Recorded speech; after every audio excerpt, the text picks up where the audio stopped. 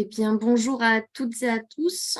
Je vous souhaite la bienvenue à ce webinaire FHP consacré à la gestion de l'eau. Et pour introduire ce webinaire, je vais donner la parole à Lamine Garbi, président de la FHP.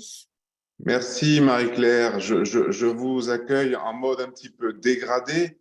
Nous avons eu une coupure, non pas d'eau sur le groupe, mais d'Internet et de tout notre système expert informatique. Blackout total, j'avoue que c'est assez perturbant car on s'imagine tous avoir une cyberattaque. Alors vraiment, faites attention à vos données informatiques parce que je suis en train de le vivre et c'est un peu complexe de voir que ça coupe et ça repart. Alors, ce n'est pas le sujet du jour. Le sujet du jour, c'est l'eau. Alors, je suis heureux de vous accueillir à ce premier webinaire que la FHP consacre à la gestion de l'eau, denrée si rare et si précieuse. Ce webinaire s'inscrit dans un cycle 2023 dédié à la RSE, vous le savez. Alors, cette session s'inscrit également dans la déclinaison opérationnelle, et c'est vraiment ce qui nous motive à la Fédération, de la charte d'engagement RSE que nous avons bien sûr signée et élaborée en 2021 pour amplifier notamment les actions éco-responsables de la profession sur les 4 grands piliers de la RSE, environnementale, sociale, sociétale et économique. Alors, vous le savez, cette charte RSE se compose de 4 objectifs et 10 engagements. Voilà, c'est du clair, du précis comme j'aime. Et préserver la ressource en eau en constitue le deuxième engagement. L'optimisation de la gestion de l'eau, vous le savez, est un enjeu important pour les établissements sanitaires qui sont souvent les premiers consommateurs d'eau de leur territoire. Qui plus est, dans un contexte de ressources en tension, vous le savez, je travaille dans le sud de la France et aujourd'hui, les Pyrénées-Orientales sont en grande sécheresse. Alors, un établissement de santé consomme, et je l'ai un petit peu appris, j'avoue, entre 100 litres et 1200 litres d'eau par jour et par lit. Je ne parle pas des fuites, parce que ça, on a tous connu aussi, des factures qui grimpent et des fuites sur nos canalisations. Mais l'eau est un centre de coût qui peut être réduit par la mise en place de nombreuses actions. Ça va être l'objet de ce webinaire pendant 2 heures. Cet enjeu de la gestion de l'eau est d'autant plus prégnant qu'avec le dérèglement climatique qui nous touche tous, les sécheresses vont augmenter et les questions d'accès même à l'eau vont se poser. À l'instar de l'énergie, on le vit également avec l'augmentation des coûts absolument extraordinaire de nos coûts énergétiques, la France doit engager un effort de sobriété. Là encore, le secteur de la santé est concerné en tant qu'acteur économique que nous sommes. Alors, le plan d'action pour une gestion qualifiée de résiliente, sobre et concertée sur l'eau, annoncé le 30 mars dernier par le président de la République, fixe des objectifs ambitieux d'économie d'eau. Moins 10% d'ici 2030. Moins 10% d'ici 2030, c'est demain 2030. De réduction du gaspillage d'eau potable, d'optimisation de toutes les ressources disponibles et de préservation de la qualité de l'eau et des écosystèmes. Les agences de l'eau vont jouer un rôle majeur dans l'accompagnement du déploiement de ce plan d'action avec des moyens rehaussés à 475 millions d'euros par an. Alors, ce webinaire, vous le savez, a été conçu pour vous accompagner de manière concrète dans votre démarche de réduction de votre consommation d'eau à travers plusieurs témoignages pratiques et plusieurs retours d'expérience terrain. C'est le but du partage FHP. Alors, je laisse maintenant la parole aux différents intervenants que je remercie d'avoir accepté de partager avec vous, leur expertise et leur expérience sur le sujet, avec des remerciements appuyés à l'attention de Joël Clich, qui préside le groupe de travail RSE de la FHP, et un salut amical à Delphine Bonnet, Vincent Lacombe et Nicolas Morel.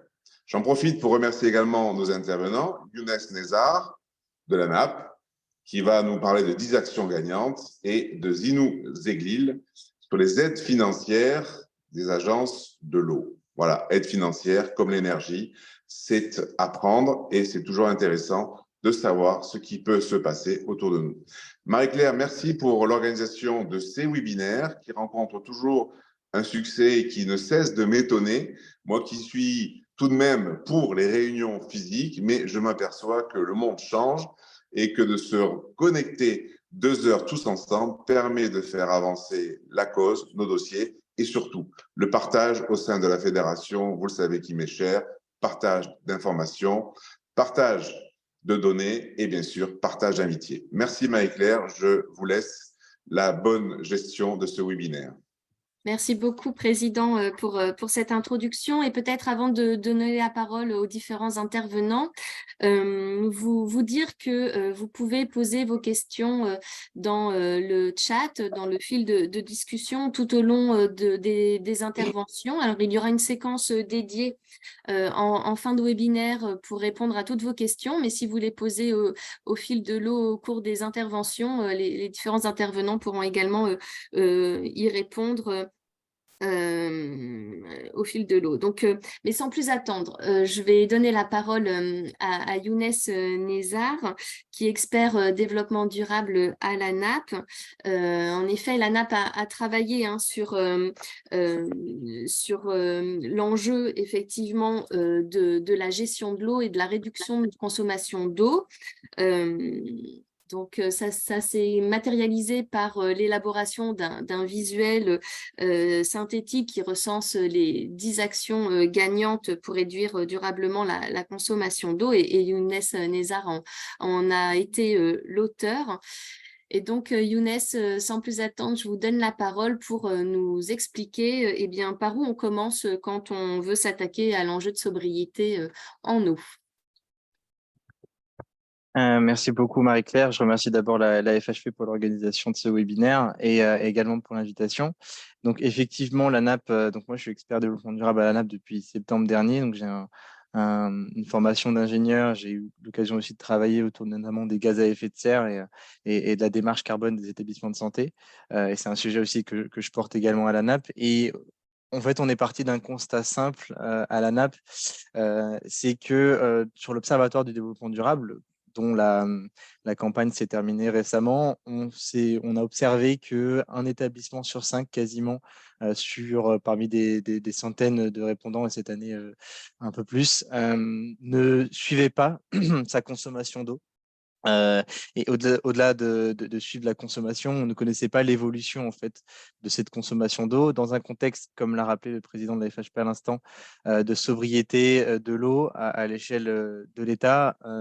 Connaître sa consommation d'eau, c'était un petit peu le point de départ. Alors du coup, on a dressé les 10 actions gagnantes, effectivement, comme l'a rappelé Marie-Claire, qui, entre guillemets, donne un petit peu les bases sur le sujet et permet un petit peu de savoir aujourd'hui si j'ai envie d'investiguer le sujet de l'eau, par quoi je commence, qu'est-ce que je peux réaliser. À faible coût parfois, on peut voir qu'il y a pas mal d'actions qui finalement ne coûtent pas tant d'investissement que ça, si ce n'est en argent. Et que on peut justement agir à l'échelle de son établissement dans une démarche de sobriété de l'eau qui, on le rappelle, du coup, a des objectifs de 10% à horizon 2030. Mais ça ne nous empêche pas de faire plus. C'est ce que je dis souvent.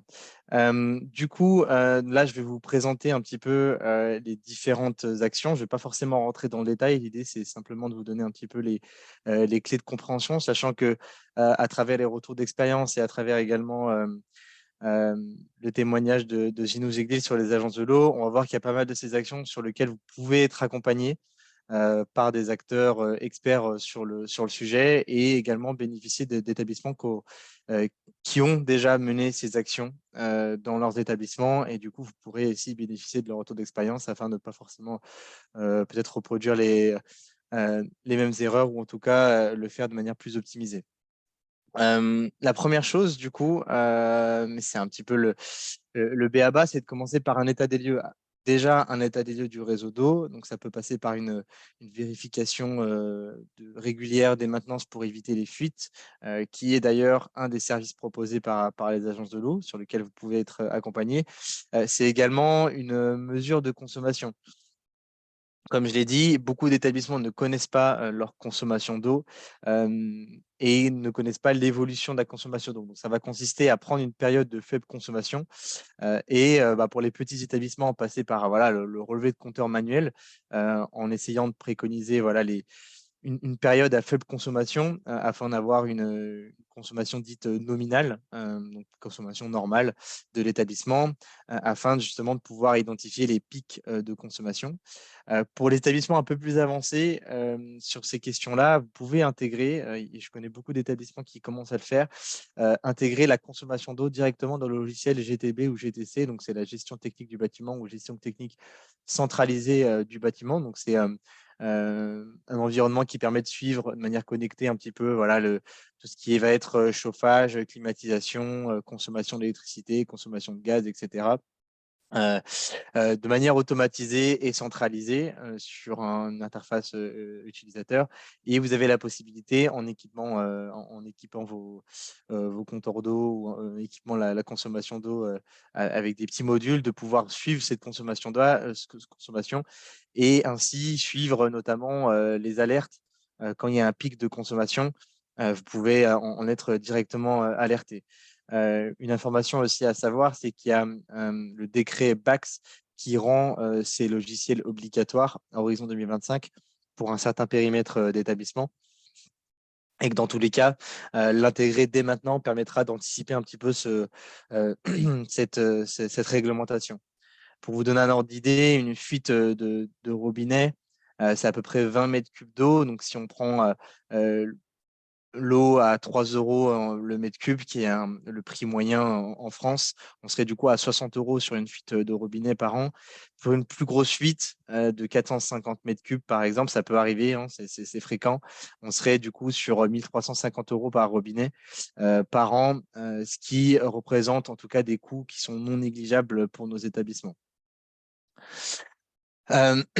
Une autre action qu'on a mis en évidence, c'est de généraliser les équipements hydroéconomes. Alors, ça peut paraître simple, un peu comme ça, mais l'idée, c'est de venir, une fois qu'on a identifié les plus gros postes de consommation, il faut optimiser leur fonctionnement afin justement de générer les plus fortes économies. Donc là, j'ai mis en exemple la blanchisserie, qui est un des plus gros postes de consommation et qui est un poste de consommation qui est particulièrement fréquent dans les établissements sanitaires.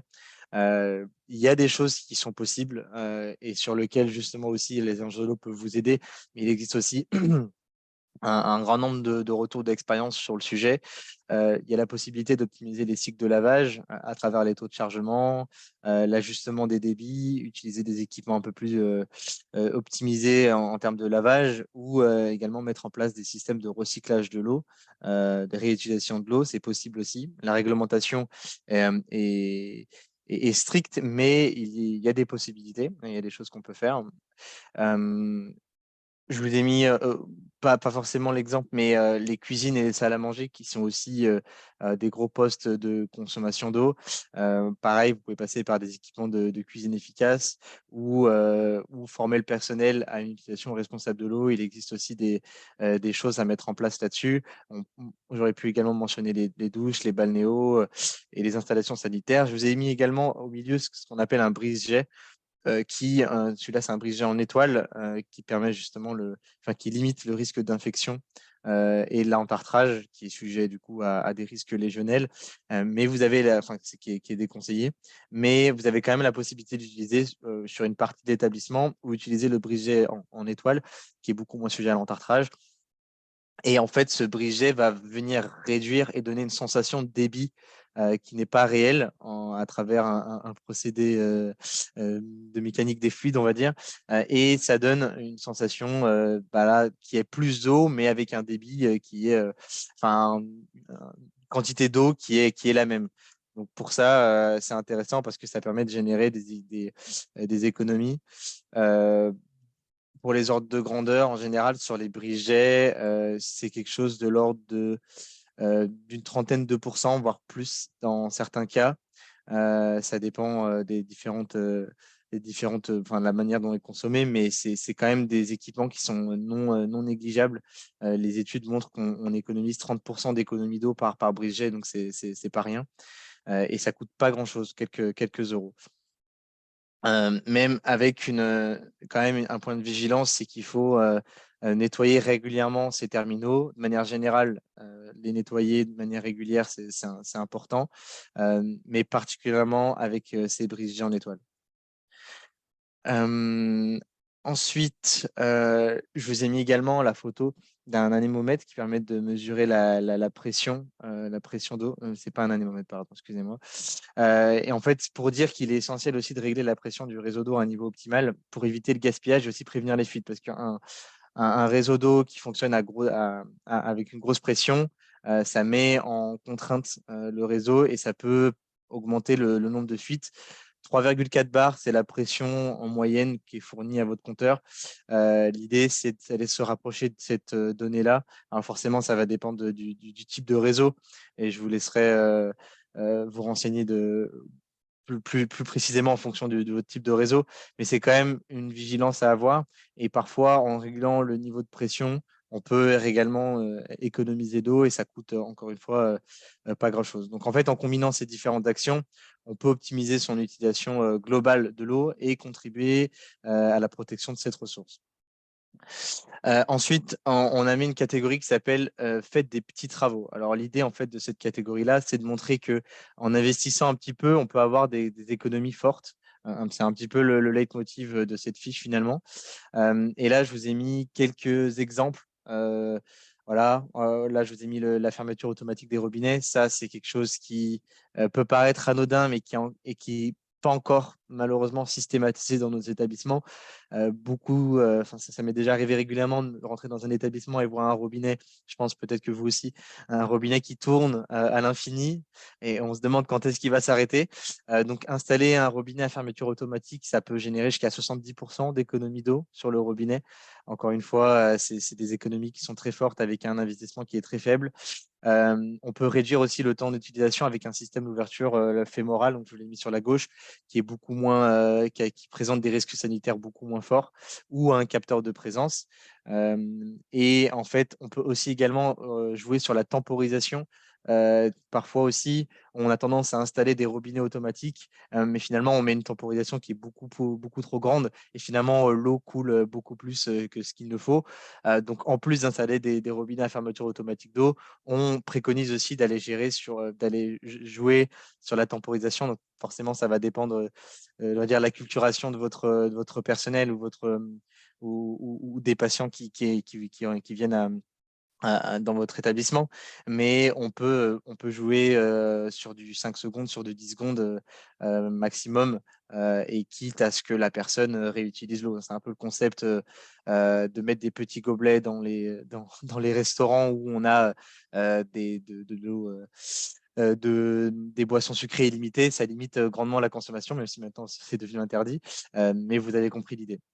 Je vous ai mis aussi également un système de récupération d'eau sur une chasse d'eau. Donc ça, c'est une technologie qui s'appelle la technologie Water Flush. Donc je ne fais pas forcément la promotion de la technologie, mais c'est une technologie qui a fait ses preuves et qui est disponible dans pas mal d'établissements de santé maintenant en France. Et elle a le mérite justement en plus de limiter l'entartrage et réduire les risques de légionelle, de réduire la consommation d'eau sur une chaise d'eau qui est également très, très forte. On peut systématiser aussi ces technologies-là ou installer des chasses d'eau à bas débit à double flux qui sont un coût moins fort, mais qui sont également présentes des économies.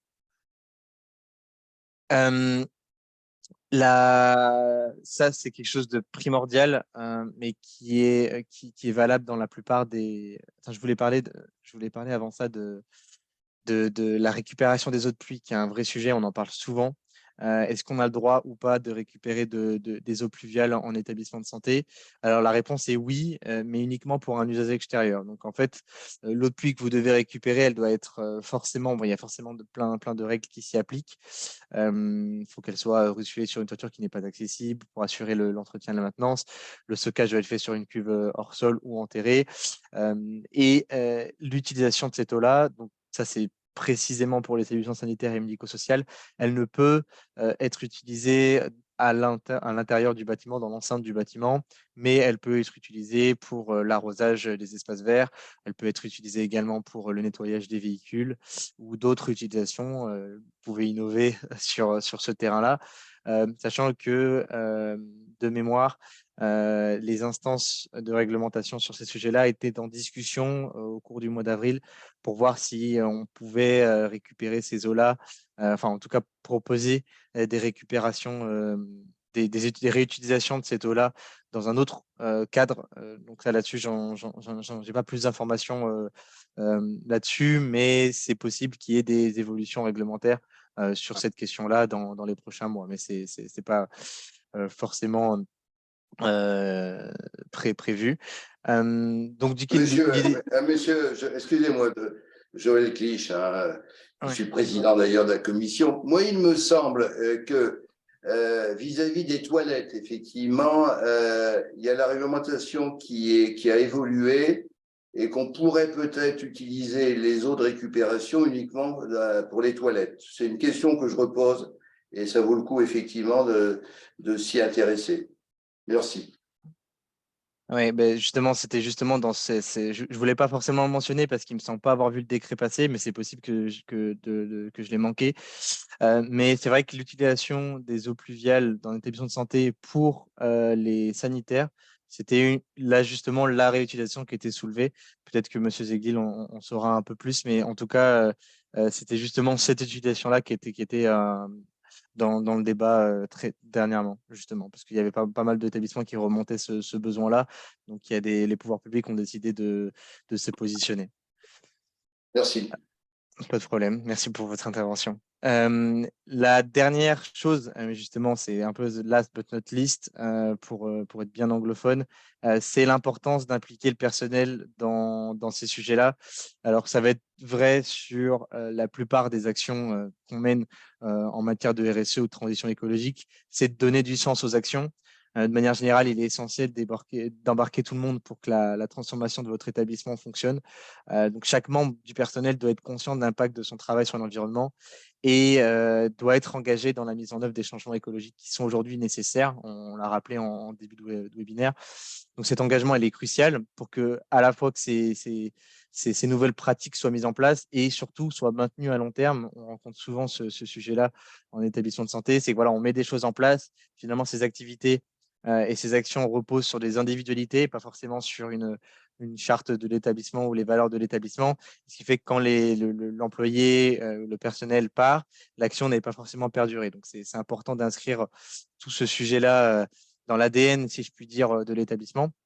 Donc, sur les actions en économie d'eau, ça va passer par une sensibilisation des employés sur l'importance de préserver cette ressource naturelle et présenter aussi les conséquences d'une consommation excessive. Au-delà du prix de la facture, on va dire, qui va augmenter pour l'établissement, qu'est-ce que cela peut représenter à l'échelle de l'environnement, à l'échelle du bassin, à l'échelle du territoire en termes de consommation d'eau. Et ça va aussi être passé par une valorisation et mettre en avant finalement les consommations localisées et les économies qui sont réalisées suite aux actions qui pourraient être mises en place. Et ça peut être valorisé à travers, notamment, par exemple, un challenge d'économie d'eau à l'échelle de services ou que sais-je, en fonction de la culture de l'établissement. Il y a pas mal de choses qui peuvent être mises en place. Donc, finalement, en expliquant ces actions, comment elles peuvent contribuer à une utilisation plus durable de ces ressources naturelles, les équipes, elles seront forcément plus enclines à s'engager et à impliquer finalement toutes ces transformations-là dans leur pratique métier du quotidien pour réduire la consommation d'eau.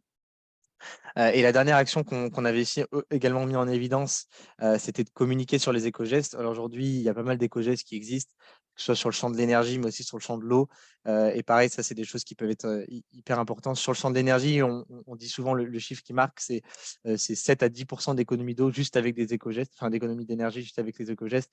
Sur le sujet de l'eau, on n'a pas forcément les études qui le montrent, mais c'est également des actions qui peuvent réduire grandement la consommation de l'établissement.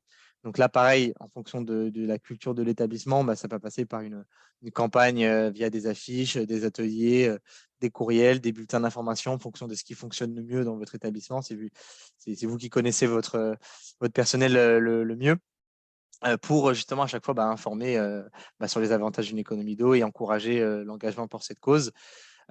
parce que l'ensemble du personnel sera forcément plus conscient de l'impact de l'environnement et sera plus enclin à adopter, encore une fois, ces comportements dans leur vie professionnelle où finalement chacun est responsable de la rééducation, de la réduction d'eau, mais également de la consommation d'énergie, des déchets. Enfin, finalement, vous l'avez compris, c'est des choses qui peuvent être facilement transposables sur les autres sujets de la transition écologique. Donc finalement, en fait, l'engagement, c'est un petit peu la clé, c'est pour ça qu'on terminait là-dessus, de la réussite de la transformation écologique de votre établissement. En créant cette culture un petit peu de l'écologie au sein de votre établissement, et c'est pour ça que vous êtes là aujourd'hui, c'est que je pense que le sujet vous intéresse, et c'est également pour ça que la FHP a mis en lumière ce sujet-là à travers un différents cycles de webinaires sur la question. Vous pourrez à la fois contribuer à la protection de l'environnement tout en améliorant les performances et l'attractivité de votre établissement. Je termine en quelques mots en disant que l'ANAP produit un grand nombre de choses sur les sujets de la transition écologique. Je vous laisserai les retrouver directement sur notre site internet. Pareil, des cycles de webconférences aussi également qu'on organise sur différents sujets. On sera également présent à Santexpo, donc n'hésitez pas à venir nous voir sur le stand d'ANAP si vous voulez discuter de n'importe quel sujet. On aura également des conférences à l'ANAP sur le sujet le mercredi après-midi à partir de 16h.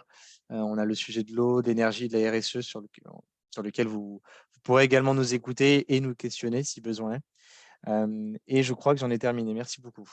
J'espère que je n'ai pas été trop long. C'est parfait. Merci beaucoup, Younes, pour cette présentation qui est très riche et qui finalement donne à voir les actions principales à engager pour travailler sur le sujet de la réduction de la consommation d'eau. Et vraiment, j'invite tous les participants présents au webinaire et à ceux qui le visionneront en replay à se saisir de ce visuel que vous avez réalisé à l'ANAP sur les 10 actions gagnantes et qui effectivement identifie à la fois les actions à engager, mais également les économies d'eau que cela engendre. Et c'est évidemment intéressant de pouvoir avoir cette donnée. Vous avez répondu à la question que se posent les établissements de santé sur le sujet par où je commence. Il y a une deuxième question ensuite qui se pose, c'est comment je finance tout cela. Et je vais donner la parole à Zinou Zeglil, qui est chargé d'études industrie et artisanat à l'agence de l'eau Seine-Normandie, et je le remercie vraiment pour son intervention. Il y a effectivement 6 agences de l'eau en France et qui peuvent finalement apporter un concours financier aux établissements de santé qui souhaitent engager des actions. Et donc, Zinou Zeglil a accepté d'intervenir pour nous présenter à la fois les agences de l'eau qui ont leur propre fonctionnement et puis les types de projets financés, les aides mobilisables. Je n'en dis pas plus et je laisse la parole à Zinou Zeglil.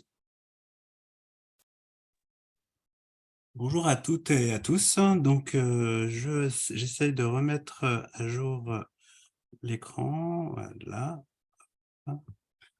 Bonjour, donc je me présente, donc Zinou Zeglil, effectivement chargé d'études industrie artisanat, et je suis en charge donc de coordonner les aides financières pour les établissements de santé à l'agence de l'eau Seine-Normandie. Donc, je vais vous évoquer un petit peu comment l'agence de l'eau Seine-Normandie peut accompagner les établissements de santé. Pour commencer, je vais vous parler des agences de l'eau. Donc, il faut savoir qu'il y a 6 agences de l'eau en France. Donc, l'agence de l'eau Seine-Normandie, l'agence Rhône-Méditerranée-Corse, l'agence de l'eau Loire-Bretagne, Adour-Garonne, Rhin-Meuse et l'agence de l'eau Artois-Picardie. Donc, les agences, ce sont des établissements publics qui sont des opérateurs de l'État, donc ils sont sous tutelle des ministères en charge de l'écologie et des finances. Donc, nous avons un objectif commun qui est de répondre à la directive cadre sur l'eau, qui est donc l'objectif est d'atteindre le bon état des masses d'eau en 2027. Donc, pour cela, nous avons certains principes et missions. Donc, c'est une gestion concertée par bassin versant. Et pour atteindre ces objectifs, nous mettons en œuvre des programmes d'action pluriannuels qu'on appelle des programmes d'intervention qui vont de 2019 à 2024. Donc là, l'ensemble des agences, en fait, fonctionnent de la même manière. On est aujourd'hui dans le 11e programme d'intervention qui va de 2019 à 2024. Nous avons également l'autonomie financière. Donc, je vais vous expliquer comment.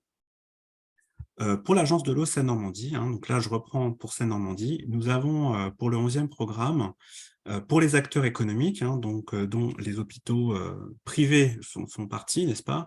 Donc, 210 millions d'euros pour les acteurs économiques pour le 11e programme, donc de 2019 à 2024. Comment nous obtenons ce montant? En fait, il faut savoir que les agences de l'eau perçoivent des redevances en provenance de tous les usagers, donc selon le principe pollueur-payeur. Donc les usagers sont les particuliers et domestiques, des usages industriels, agriculteurs. Donc voilà, chacun contribue aux redevances sur le principe pollueur-payeur. Et ainsi, nous arrivons effectivement à avoir une certaine masse financière qu'on redistribue sur le principe qui protège la ressource ou qui est pur est aidé. Et de ce fait, nous pouvons accompagner également les collectivités, les industriels, les agriculteurs. Et donc, pour les acteurs économiques, dont font partie les hôpitaux, donc 210 millions d'euros d'aide sont prévus sur l'ensemble du programme. Il faut savoir qu'aujourd'hui, au sein de la branche donc des hôpitaux, et des établissements de santé au sens large, bien sûr, nous sommes très très peu sollicités. Nous avons pu instruire environ 12 projets pour seulement 500 000 euros. Donc voilà, on a quand même, on est très en deçà des besoins, en fait, des attentes. Excusez-moi. Donc, je vais vous parler des modalités d'aide pour les établissements de soins. Donc, pour commencer, je vais vous faire part des enjeux prioritaires que nous avons à l'Agence de l'eau Seine-Normandie. Donc, il y a 3 grands enjeux prioritaires que nous mettons en avant en cas de tension financière. Donc, pour commencer, il faut savoir que ces enjeux prioritaires sont sur un principe plutôt préventif par rapport au curatif. Préventif, c'est vraiment éliminer la pollution le plus en amont possible. Donc là, on est vraiment sur un prisme pollution pour l'instant. Donc pour commencer, premier enjeu prioritaire, les technologies propres. Cela consiste à modifier le procédé dans l'hôpital afin de réduire la pollution en aval. Donc ça peut être mettre en place des solutions écologiques de nettoyage, de la désinfection vapeur. Lorsque l'hôpital a un garage, ça peut être mettre en place des fontaines de nettoyage de solvants. Voilà, ce sont des équipements. Il faut savoir que nous accompagnons vraiment des équipements, des investissements et non pas du fonctionnement. Au niveau autre enjeu prioritaire, réduire et supprimer la pollution des substances dangereuses. Et enfin aussi la gestion des eaux de pluie, donc, via l'infiltration des eaux de pluie ou la mise en place de solutions fondées sur la nature via la végétalisation. Donc, je parlerai un peu plus loin de la récupération des eaux de pluie. Plus concrètement, voici comment, je vais vous présenter comment on peut accompagner techniquement et financièrement les établissements de santé. Pour commencer, je vais démarrer avec les études. Donc, Younes a effectivement commencé à l'évoquer. Nous pouvons effectivement accompagner les diagnostics, l'état des lieux d'un site, d'un point de vue économie d'eau, d'un point de vue pollution. Et donc, sur l'aspect économie d'eau, effectivement, on peut aussi financer la mise en place de compteurs dans le cadre de cette étude qu'un hôpital peut mettre en place. Et donc, dans cette étude, on peut aussi financer l'aspect plan d'action, d'ailleurs. Et donc, ces subventions peuvent aller de 50 à 70% selon la taille, entre guillemets, de l'entreprise. On est sur des acteurs économiques, donc effectivement, selon la taille de l'entreprise, on peut aller de 50 à 70% de subventions pour les études. Donc voilà, on a différents types d'études. On a aussi des études de cartographie des réseaux d'assainissement. Voilà, on n'est pas forcément sur le volet sobriété en eau, on est aussi sur l'aspect pollution. Et donc, il faut savoir qu'aujourd'hui, il y a beaucoup d'établissements qui ne connaissent pas leur réseau d'assainissement. Et les problèmes qui peuvent se rencontrer, c'est des problèmes de branchement. Par exemple, un réseau d'eau usée qui va dans le réseau d'eau pluviale et inversement. Et je vous laisse imaginer ce qui va se passer dans la masse d'eau si le réseau d'assainissement ne va pas dans le bon, entre guillemets, dans le bon tuyau. d'où la nécessité de cartographier les réseaux. Donc voici pour les études. Je vais passer aux travaux de mise en place de technologies propres, hein. Ça fait partie des enjeux prioritaires que je vous ai évoqués tout à l'heure. Donc, enjeu prioritaire, ça veut dire qu'on peut aller jusqu'à 70% de subventions dans certains régimes d'aide. Et donc là, comme je l'ai déjà dit, on peut aider la désinfection vapeur via des outils de nettoyage vapeur afin de limiter l'utilisation de produits biocides, par exemple. Et donc l'aide à l'achat de fontaines sans solvant ou toute modification du process. Donc voilà, de 40% à 60% de subventions sur ces projets et jusqu'à 70% si, si l'établissement nous soumet un certain régime d'aide. Donc, comme je vous l'ai déjà évoqué, c'est un enjeu important aussi pour les hôpitaux, ce sont la fiabilisation des réseaux d'eau usée. Donc aujourd'hui, il peut y avoir des problèmes de branchement eau usée, eau pluviale au sein d'un établissement, et donc nous pouvons accompagner donc entre guillemets, l'amélioration de ce réseau d'assainissement au travers de travaux d'accompagnement, de fiabilisation, donc avec des subventions allant de 40 à 60% selon la taille de l'entreprise. Nous pouvons accompagner également la prévention des pollutions accidentelles via la mise en place, par exemple, de bacs de rétention, d'outils qui peuvent permettre de mettre sous rétention des produits chimiques. Voilà, tout ce qui peut aller vers la prévention des pollutions accidentelles, ce sont des projets qui peuvent être accompagnés tant qu'on est dans de l'investissement. Autre point d'accompagnement, ce sont ce qu'on appelle les pré-traitements et traitements des effluents. Donc, c'est vraiment, on est dans de l'épuration. On peut avoir quelques exemples, hein. Par exemple, tout simplement la pose de séparateurs à graisse dans les cuisines. Ça peut être une station d'épuration, mais ça, c'est assez rare. En général, un hôpital est plus souvent raccordé à un réseau, à une station d'épuration. Donc, ça peut être un pré-traitement physico-chimique, la mise en place d'un dégrillage, avant que effectivement les effluents aillent dans le réseau d'assainissement.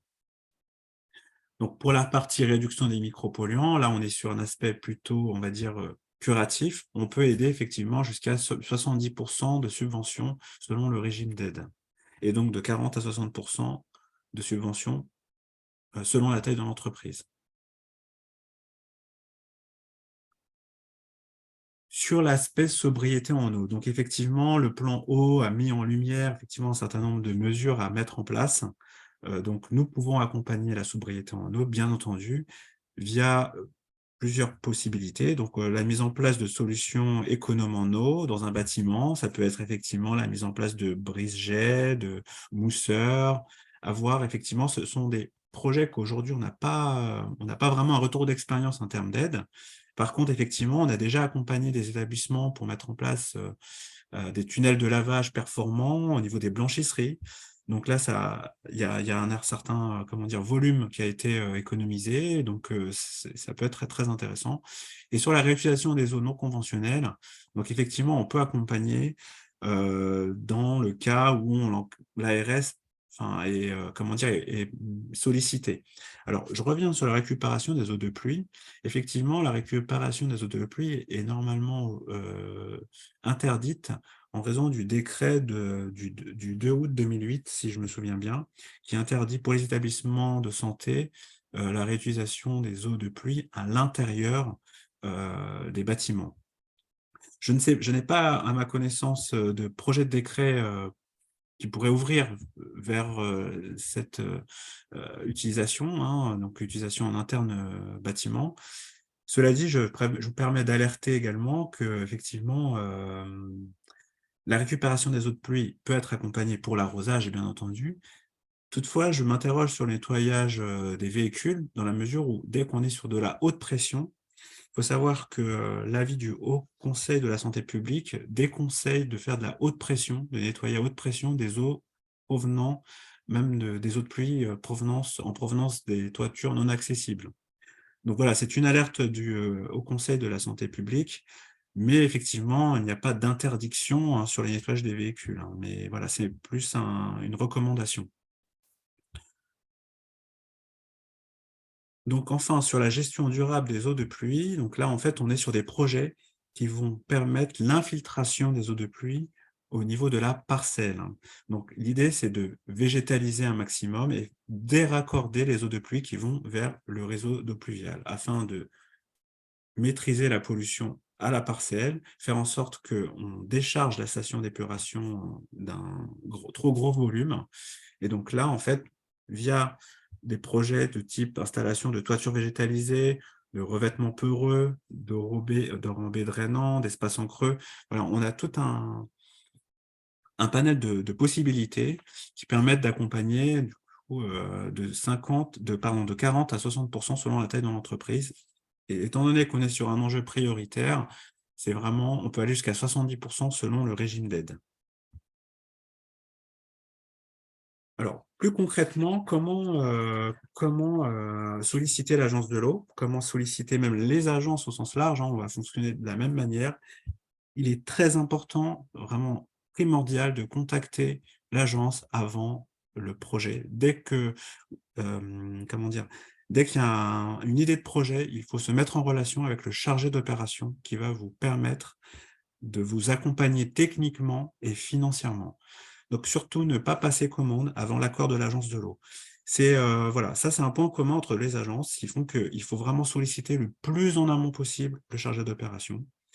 Et ainsi, il pourra vous accompagner afin que le projet soit, éligible et passe en commission des aides et soit effectivement, qu'il puisse bénéficier d'un accompagnement financier. Donc, la première étape, c'est le dépôt du dossier auprès du chargé d'opération.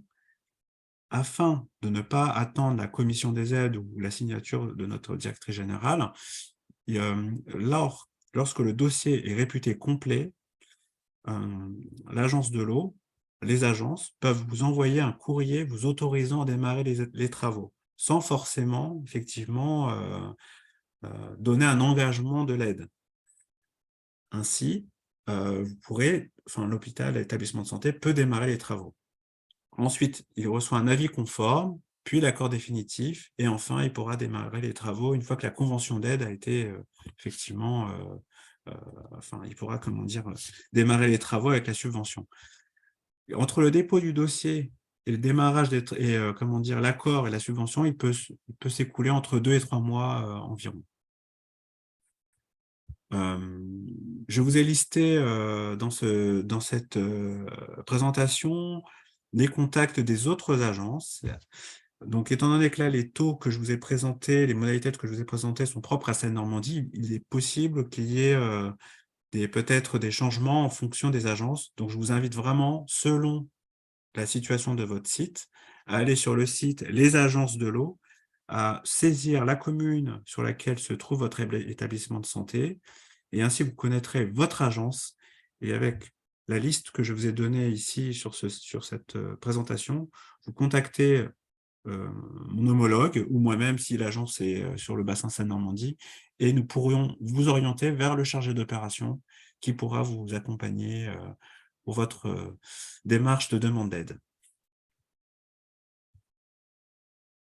Quelques exemples d'intervention. Donc, comme je vous le répète, sur la gestion des eaux pluviales, donc, on a l'aspect infiltration. Sur le stockage des déchets, voilà, on est sur l'aspect prévention des pollutions accidentelles. Technologie propre et économie d'eau, comme je vous ai répété, c'est voilà, la récupération des eaux de pluie dans certains cas, pour l'arrosage, la réutilisation des eaux non conventionnelles. Quelquefois, il faudra un accord de l'ARS.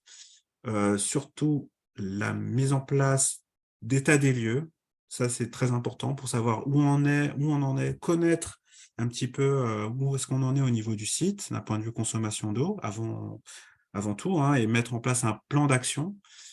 Et donc aussi, voilà, les ouvrages épuratoires qui peuvent se situer au niveau des cuisines, au niveau du garage du site. Il faut savoir qu'un hôpital, il y a plusieurs zones, et chaque zone peut être accompagnée par les agences de l'eau selon les problématiques.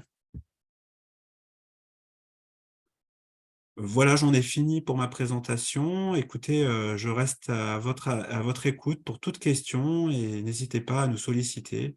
C'est vraiment très important. On est sous-sollicité aujourd'hui, donc allez-y. Merci beaucoup, Zinou Zegli, pour votre intervention et qui avait effectivement pour but d'acculturer nos établissements adhérents finalement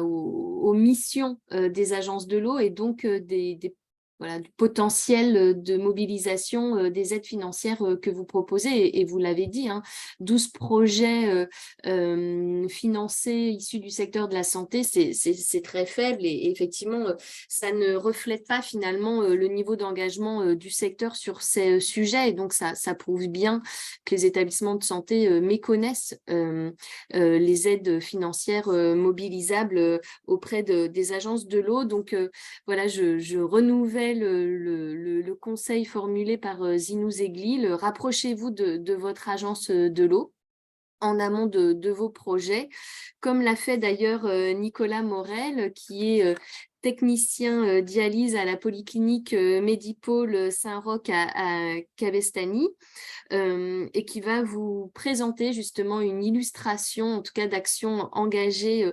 dans le cadre effectivement du traitement d'eau hémodialyse et qui a obtenu effectivement une subvention de son agence de l'eau.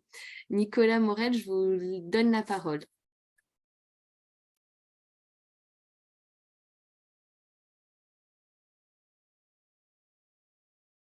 Alors Nicolas, on ne vous entend pas. Je ne sais pas si... Est-ce que vous m'entendez? Ah, voilà. Je n'avais pas activé mon micro, excusez-moi. Aucun problème. Bonjour, je suis donc Nicolas Morel, je suis technicien de dialyse au sein de la polyclinique Saint-Roch de Cabestany, près de Perpignan, et je participe aussi à la démarche RSE de mon établissement. Donc, je vais vous présenter notre retour d'expérience quant aux économies d'eau sur la ressource en eau du renouvellement d'un traitement d'eau, ainsi qu'à l'obtention d'une aide de financement accordée par l'agence de l'eau Rhône-Méditerranée-Corse. La polyclinique Saint-Roch est un établissement médico-chirurgical de 394 lits et places appartenant au groupe Elsan et qui a une activité de traitement par hémodialyse de patients insuffisants rénaux chroniques. La clinique est sur le site de Cabestany depuis 1994 et une succession de centres de dialyse a été créée avec l'augmentation de notre patientèle. Le centre lourd date de 1994 avec une extension en 2002. Le traitement de l'eau a d'ailleurs été en partie changé à cette époque-là pour augmenter la production d'eau purifiée. C'est pour ce centre que nous avons obtenu la subvention dont il est question dans la présentation. Ce traitement d'eau avait plus de 20 ans lors de son renouvellement. Nous avons aussi 2 UDM qui ont été créés en 2007 et 2020. Nous avons 3 autodialyses sur les communes de Saint-Laurent-de-la-Salanque, du Soleil et d'Argelès-sur-Mer, mais aussi un groupement de coopération sanitaire en partenariat avec l'hôpital de Perpignan qui est sur la commune de Prades et qui a été créé en 2008.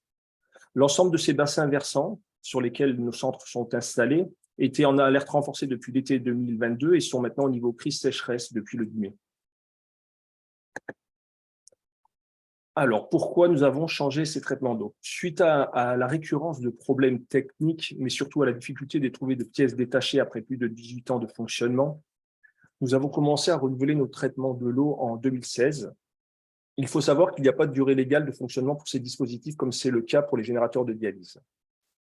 Ces dispositifs, d'après mes renseignements, sont communément changés entre 12 et 15 ans de fonctionnement et la cause principale est justement la disponibilité des pièces détachées. Notre premier critère de choix n'a pas été la consommation d'eau. À l'époque, on s'y intéressait pas forcément. Voilà.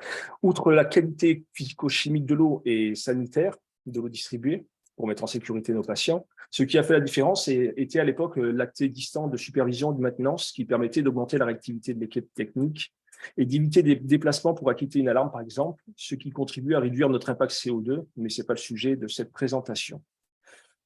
Nous avons donc successivement changé nos centres d'autodialyse par des traitements d'eau ERCO distribués par le laboratoire Hémotech. Et en remplissant des tableaux de bord environnementaux de suivi de consommation, j'ai pu noter une certaine sobriété en eau de ces traitements d'eau. Moins 57% de consommation sur Saint-Laurent-de-la-Salanque, moins 53% sur le Soleil, et moins 26% sur Argelès. Les différences viennent du fait des marques de traitement d'eau en particulier. Et cette réduction d'eau entraîne d'autres effets qui peuvent avoir d'autres impacts positifs sur le rejet. En fait, par exemple, on réduit notre consommation en sel aussi. Et on ne fait plus de fuite de désinfection chimique, c'est des désinfections chaleur, donc on ne relargue pas de produits chimiques dans le réseau d'eau usée. De plus, en fait, cette réduction de consommation est constatée sans l'activité d'un système d'économie d'eau du traitement d'eau distribué par Emotech, en fait, qui s'appelle l'Ecoval, qui n'avait pas été mis en service parce que nous avons eu un critère de température d'eau que nous ne devons pas dépasser, 25 degrés maximum, sur l'eau distribuée. Nous disposons par ailleurs de groupes de froid afin de maintenir la température de l'eau au-dessus des 25 degrés. Et donc, à la recherche d'économie de ressources en eau, j'ai activé très récemment, en novembre 2022, cet Ecoval, et j'ai commencé à faire une étude sur 1 an de son fonctionnement. Et je peux remarquer d'ores et déjà une économie d'eau supplémentaire de 30 à 70% sur les rejets de l'osmoseur, suivant les centres. Et par contre, je sais qu'il y aura un effet de saisonnalité cet été parce que en fait, la température de l'eau réduit un peu l'économie possible. Donc, la mise en place au plan d'investissement de ces process étant assez compliqué du fait de la répétitivité des renouvellements et du parc vieillissant, je me suis mis à la recherche d'éventuelles subventions, comme ça peut être le cas pour les certificats d'économie d'énergie, afin d'éventuellement pousser l'investissement de notre plus gros traitement d'eau qui était aussi le plus vieux. J'ai recherché des subventions auprès de diverses entités comme l'agglomération de Perpignan, le département, la région, mais je l'ai sans succès. En fait, il n'y avait pas d'aide à ce niveau-là. Et j'ai découvert que l'agence de l'eau de laquelle nous dépendions finançait certains projets des communes d'eau dans l'industrie. Je me suis donc rapproché d'eux en mars 2019 afin d'expliquer notre projet de renouvellement par un process plus économe en eau. Et j'ai eu une première réponse annonçant une possibilité de financement de 20% pour renouveler ce process. En mars 2021, il nous a été demandé par notre direction de lancer l'appel d'offres de renouvellement du traitement d'eau et celui-ci a été mis en place au plan d'investissement 2022. En décembre 2021, j'ai demandé l'autorisation à Philippe Lombard, notre directeur, de tenter la démarche de subvention et malgré son scepticisme, il m'a fait confiance. Je le remercie déjà par ailleurs. J'ai donc pris attache auprès de l'Agence de l'eau Rhône-Méditerranée afin de connaître la procédure de demande d'aide. Nous n'avons pas répondu à un appel à projet, mais candidaté spontanément. Car il y a des appels à projets régulièrement sur les sites des agences de l'eau, en fait, et on peut postuler de cette manière. Donc, comment s'est passée cette demande de subvention? En fait, nous devons créer un compte en voie, il se fait par saisine par voie électronique, et nous devons donc créer un compte en suivant, en fait, on a un numéro de projet qui nous est attribué. On définit un intitulé, on renseigne diverses données. En fait, je me suis attelé pour argumenter ce contexte, cet état des lieux et ces problèmes constatés, des documents que j'avais en ma possession comme des tableaux de bord environnementaux de suivi de consommation d'eau, la documentation technique du process dont les données étaient chiffrées, mais aussi en étudiant les documents présents sur le site de l'Agence de l'eau, comme les délibérations, les objectifs et les enjeux de leur programme, ou encore les avis d'attribution des aides. Je me suis aussi penché sur le schéma d'aménagement de gestion de l'eau des nappes de Roussillon dont nous dépendons. Le coût prévisionnel du nouveau process était de 212 000 €. En fait, il était beaucoup plus élevé au départ, mais en fait, nous avons choisi de faire des travaux pour installer le traitement d'eau en parallèle de l'existant, ce qui nous a réduit le coût de 100 000 € en fait, sur le process. Donc, le plan de financement nous indiquait une possibilité de 50% pour les PME. Et voilà, je passe à la diapo suivante. Tout ce qui a été administratif, j'ai dû me faire aider parce qu'en fait, ça dépassait mes compétences parce qu'il y a eu des courriers à envoyer à la préfecture, à l'agglomération et après des données financières et administratives que je n'ai pas. Donc, j'ai été assisté par une assistante de direction. Donc, d'autres rubriques sont à remplir, comme c'est les données justement de l'entreprise, l'identification du demandeur. Et enfin, en fait, on envoie la dernière rubrique, c'est l'envoi effectif du dossier à l'agence de l'eau. À partir de ce moment-là, en fait, on les a contactés, ils nous ont dit que nous pouvions effectivement commencer les travaux sans attendre la réponse de la subvention.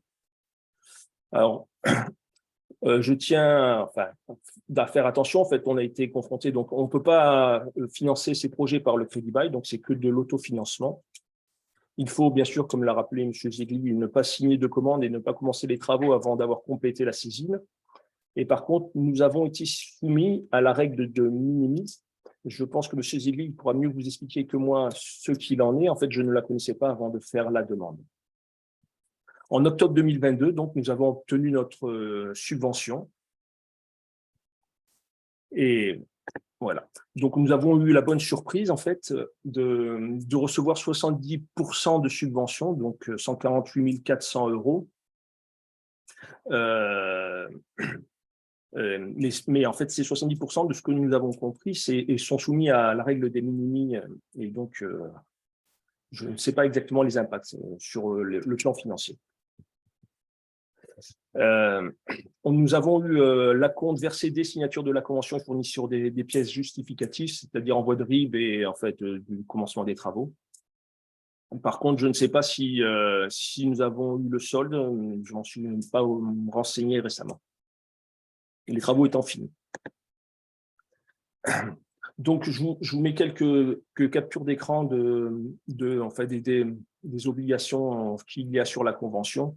En fait, nous devons fournir les pièces justificatives. On a jusqu'à 4 ans après le versement du solde. On doit garder les preuves et une visite de contrôle est aussi possible sur site.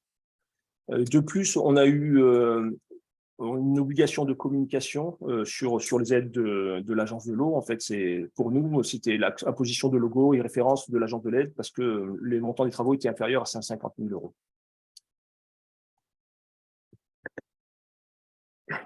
€. Voilà, donc là, ça, c'est la diapo qui dit qu'il faut effectivement garder les pièces justificatives pendant 4 ans.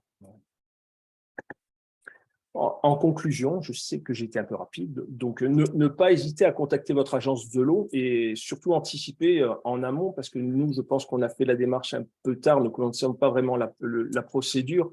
En fait, je dis d'anticiper parce que nous n'avons pas pris en compte, par exemple, les travaux qui ont été nécessaires à installer le traitement d'eau en parallèle, alors qu'ils auraient pu être éligibles à la subvention. Et un conseil plus personnel, en fait, de cartographier vos réseaux d'eau, d'installer des sous-compteurs sur les postes que vous pensez être consommateurs et surtout suivre les consommations parce qu'une fuite est vite arrivée et si on s'en rend compte qu'à la facture, ça peut représenter de très, très grosses sommes. On a récemment eu un problème de ce type. Donc, en mars 2023, le process a été mis en place. Notre estimation actuelle de réduction de consommation d'eau est de 3100 m3. Si j'active l'Ecovan qui n'est pas encore activé parce que notre groupe de froid n'est pas installé, en fait, je peux espérer 1200 m3 supplémentaires et ça, ce qui nous ferait une économie en eau de 4500 m3, mais aussi de 17 000 € par an, ce qui, avec la subvention, nous permet un retour sur investissement du process de 4 ans. D'autres projets sont en cours sur notre établissement, comme le renouvellement des autoclaves de la stérilisation. Il faut savoir que les autoclaves permettent maintenant, via un échangeur de chaleur, de réduire de 95% l'eau froide adoucie. En suivant nos cycles, ça nous économiserait 1100 m3 d'eau.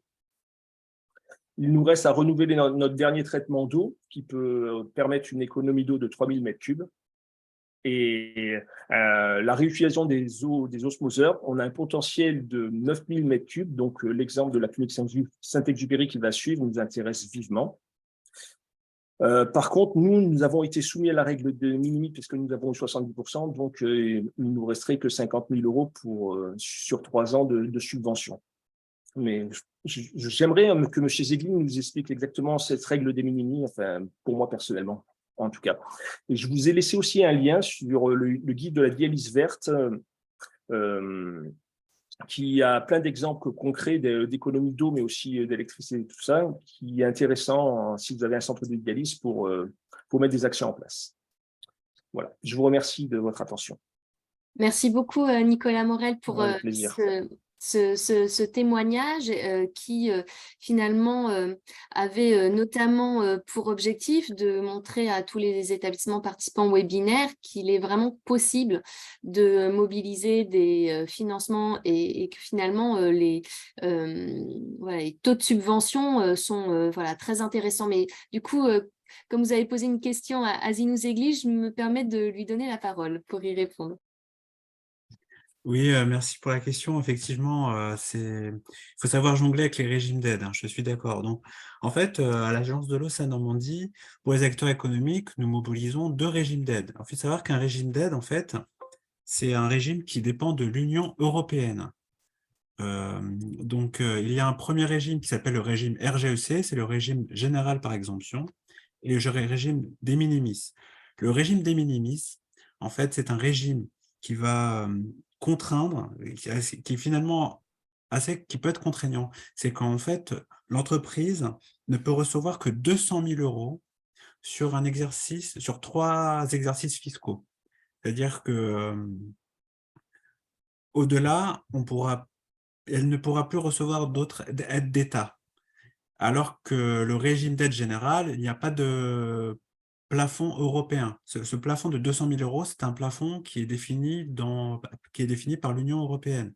Et en fait, ces régimes vont permettre d'éviter des problèmes de concurrence entre États membres, entre entreprises et entre États membres. Du coup, en fait, c'est vraiment un régime. Il faut faire très attention, c'est-à-dire qu'au niveau de chaque agence, il me semble qu'on peut mobiliser ce régime.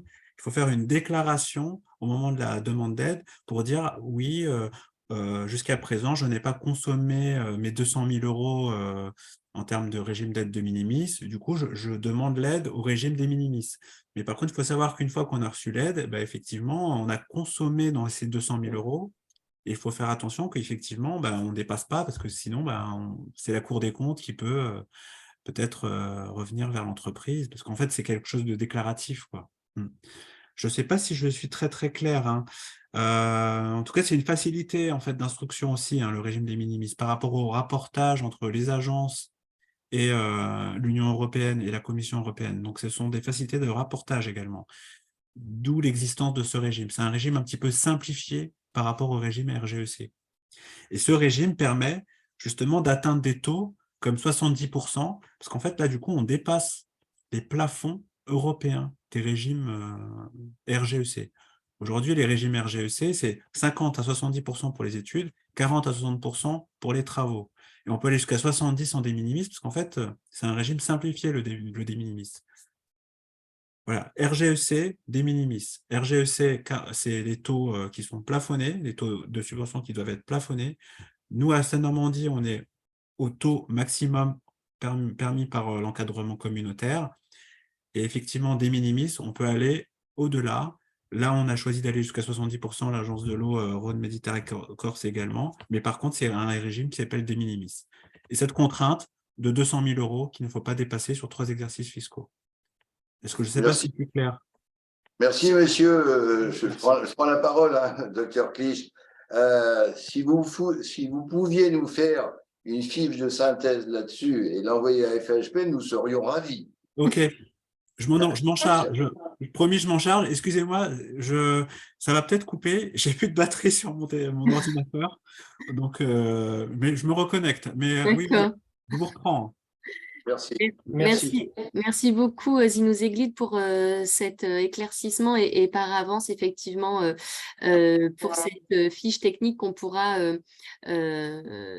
diffuser auprès de l'ensemble des établissements adhérents à l'issue du webinaire. Encore merci hein, Nicolas Morel pour votre intervention. Merci à vous. Vous avez effectivement évoqué hein, la clinique néphrologique Saint-Exupéry à Toulouse et je vais donner la parole à Delphine Bonnet qui est chargée de projet qualité et gestion des risques et puis Vincent Lacombe qui est PDG, administrateur de la FHP, président de la FHP Rhin, pour nous présenter finalement les actions que vous avez engagées au sein de l'établissement et notamment cette installation du système de traitement d'eau qui permet de récupérer une partie des eaux de rejet du biosmoseur. On le sait, il y a certaines activités qui sont davantage consommatrices d'eau. Yonès Nézard nous a parlé de la blanchisserie, de la restauration, il y a la stérilisation et donc il y a la dialyse. Et c'est pourquoi la dialyse est fortement représentée au cours de ce webinaire et les établissements de dialyse agissent pour préserver effectivement cette ressource en eau. Mais je laisse maintenant la parole à Delphine et Vincent pour leur intervention.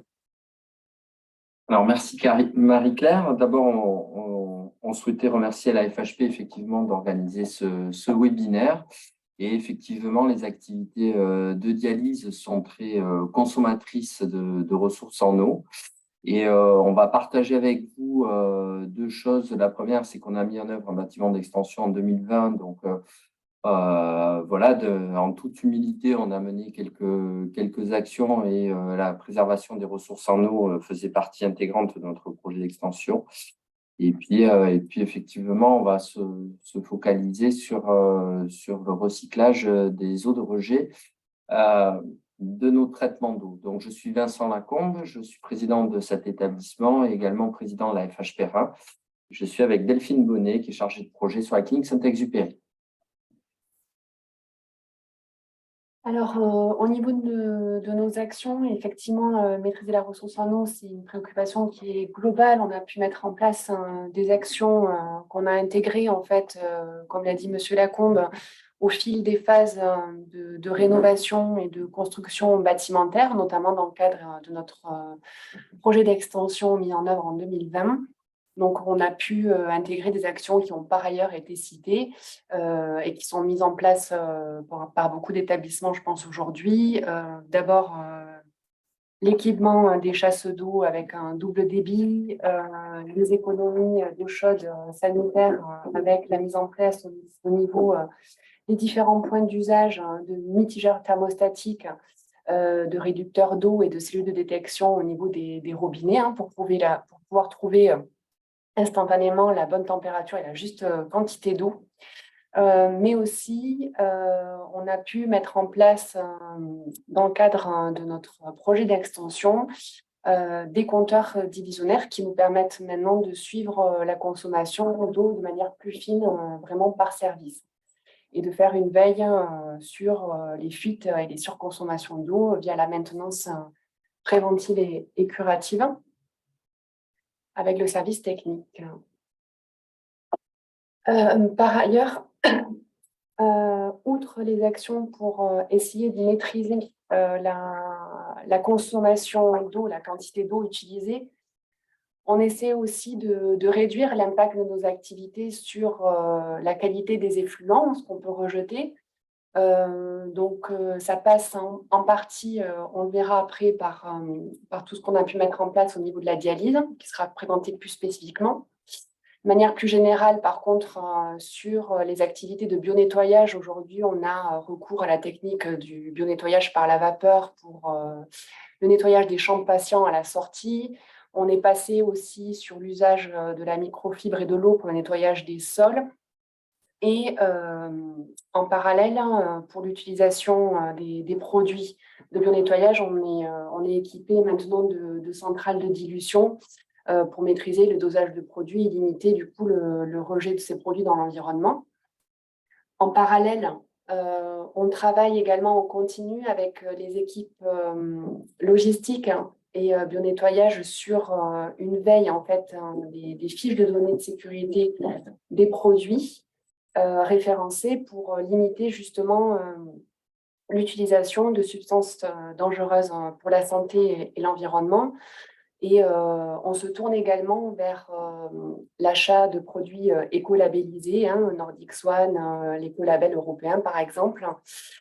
Et on a également proposé une formation, une sensibilisation des acheteurs aux achats responsables puisqu'on a travaillé, notre établissement a été accompagné par l'agence Primum Non Nocere. On avait travaillé justement sur l'élaboration de fiches achats à l'attention de nos principaux acheteurs pour les accompagner dans leurs activités d'achat.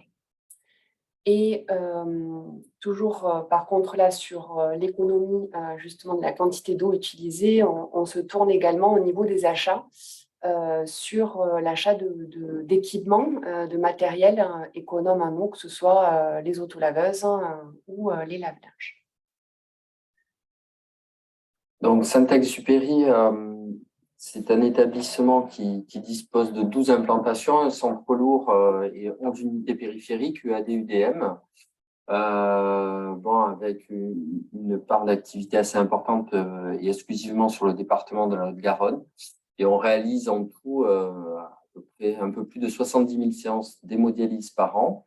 Et en fait, sur le centre lourd, nous avons 2 traitements d'eau nous avons un traitement d'eau par unité de dialyse périphérique, donc un total de 13 traitements d'eau. Donc, la dialyse, j'espère que Nicolas Moral ne m'en voudra pas, mais pour essayer de partager un peu simplement le mécanisme, en fait, les patients insuffisants rénaux ont les reins qui ne fonctionnent plus et le but donc est de suppléer à la fonction rénale. Et pour ce faire, on utilise de l'eau ultra pure qui est produite par les traitements d'eau dont nous venons de parler, auxquels on va rajouter des éléments qui permettent de produire ce qui s'appelle le bain de dialyse. Et puis, au travers d'une membrane semi-perméable, on va avoir, dans lequel d'un côté va circuler le sang et de l'autre côté le bain de dialyse, ça va nous permettre d'éliminer les éléments du sang qui sont normalement éliminés par voie basse. Donc, voilà, le générateur de dialyse est donc alimenté en eau ultra pure. Et voilà, bon, la durée de séance est d'à peu près 4 heures et 3 fois par semaine, c'est la même.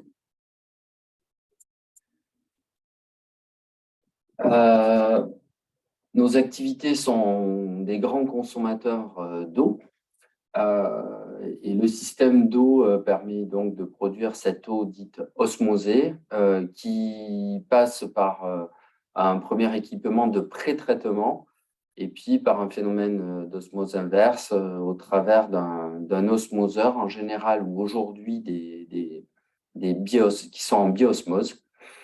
Et la particularité de nos activités, c'est que globalement, pour produire 1 litre d'eau ultra pure, on va en rejeter 1 litre à l'égout. Donc, on utilise 50% de l'eau qu'on consomme, c'est de l'eau potable. Et on s'est interrogé donc de l'utilisation de cette eau potable, de cette eau qui est ultra pure, pour voir à quel endroit et par quel mécanisme on pouvait le réutiliser au sein de l'établissement.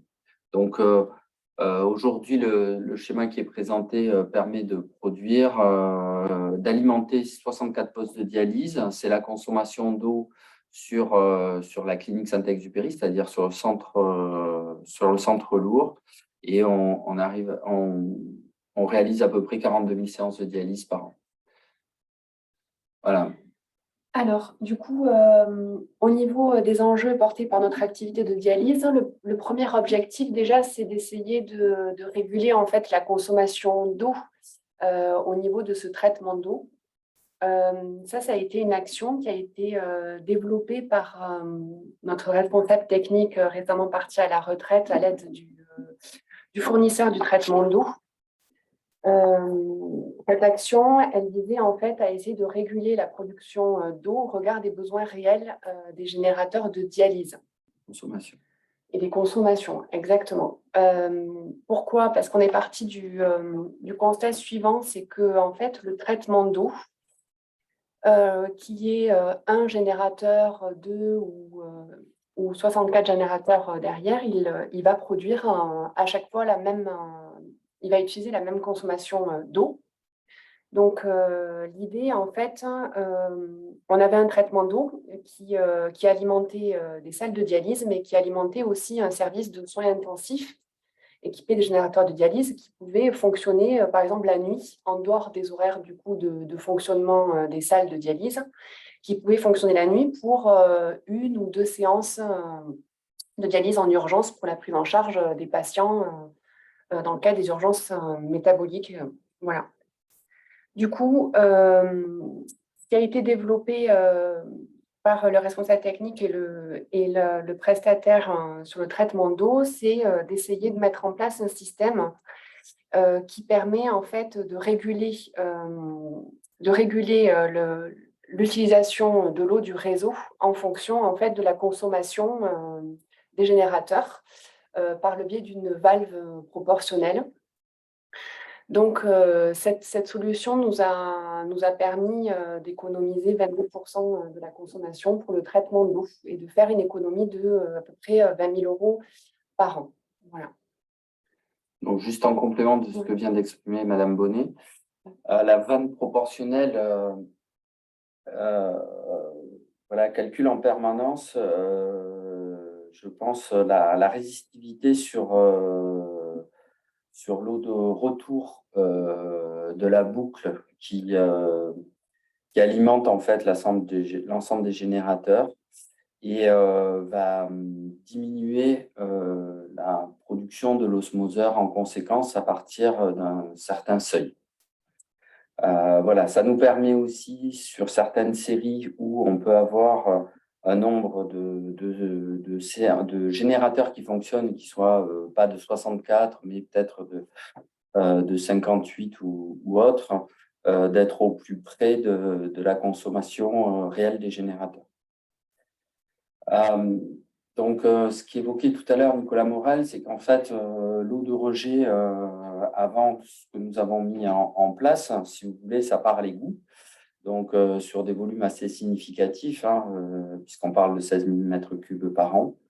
Et l'idée pour nous, ça a été de mettre une cuve enterrée de 3 m3 avec un système de pompe et d'avoir un réseau d'eau grise sur l'établissement qui alimente les sanitaires, les espaces verts extérieurs et quelques points de puisage qui permettent notamment de laver les vitres. Voilà. Donc, ça a permis d'économiser à peu près 25% de notre consommation d'eau sur le bâtiment. On l'a mis en haut à droite, ça représente 18 800 m3 d'eau économisée par an. Et ça représente une économie effectivement d'à peu près un peu plus de 5 000 €.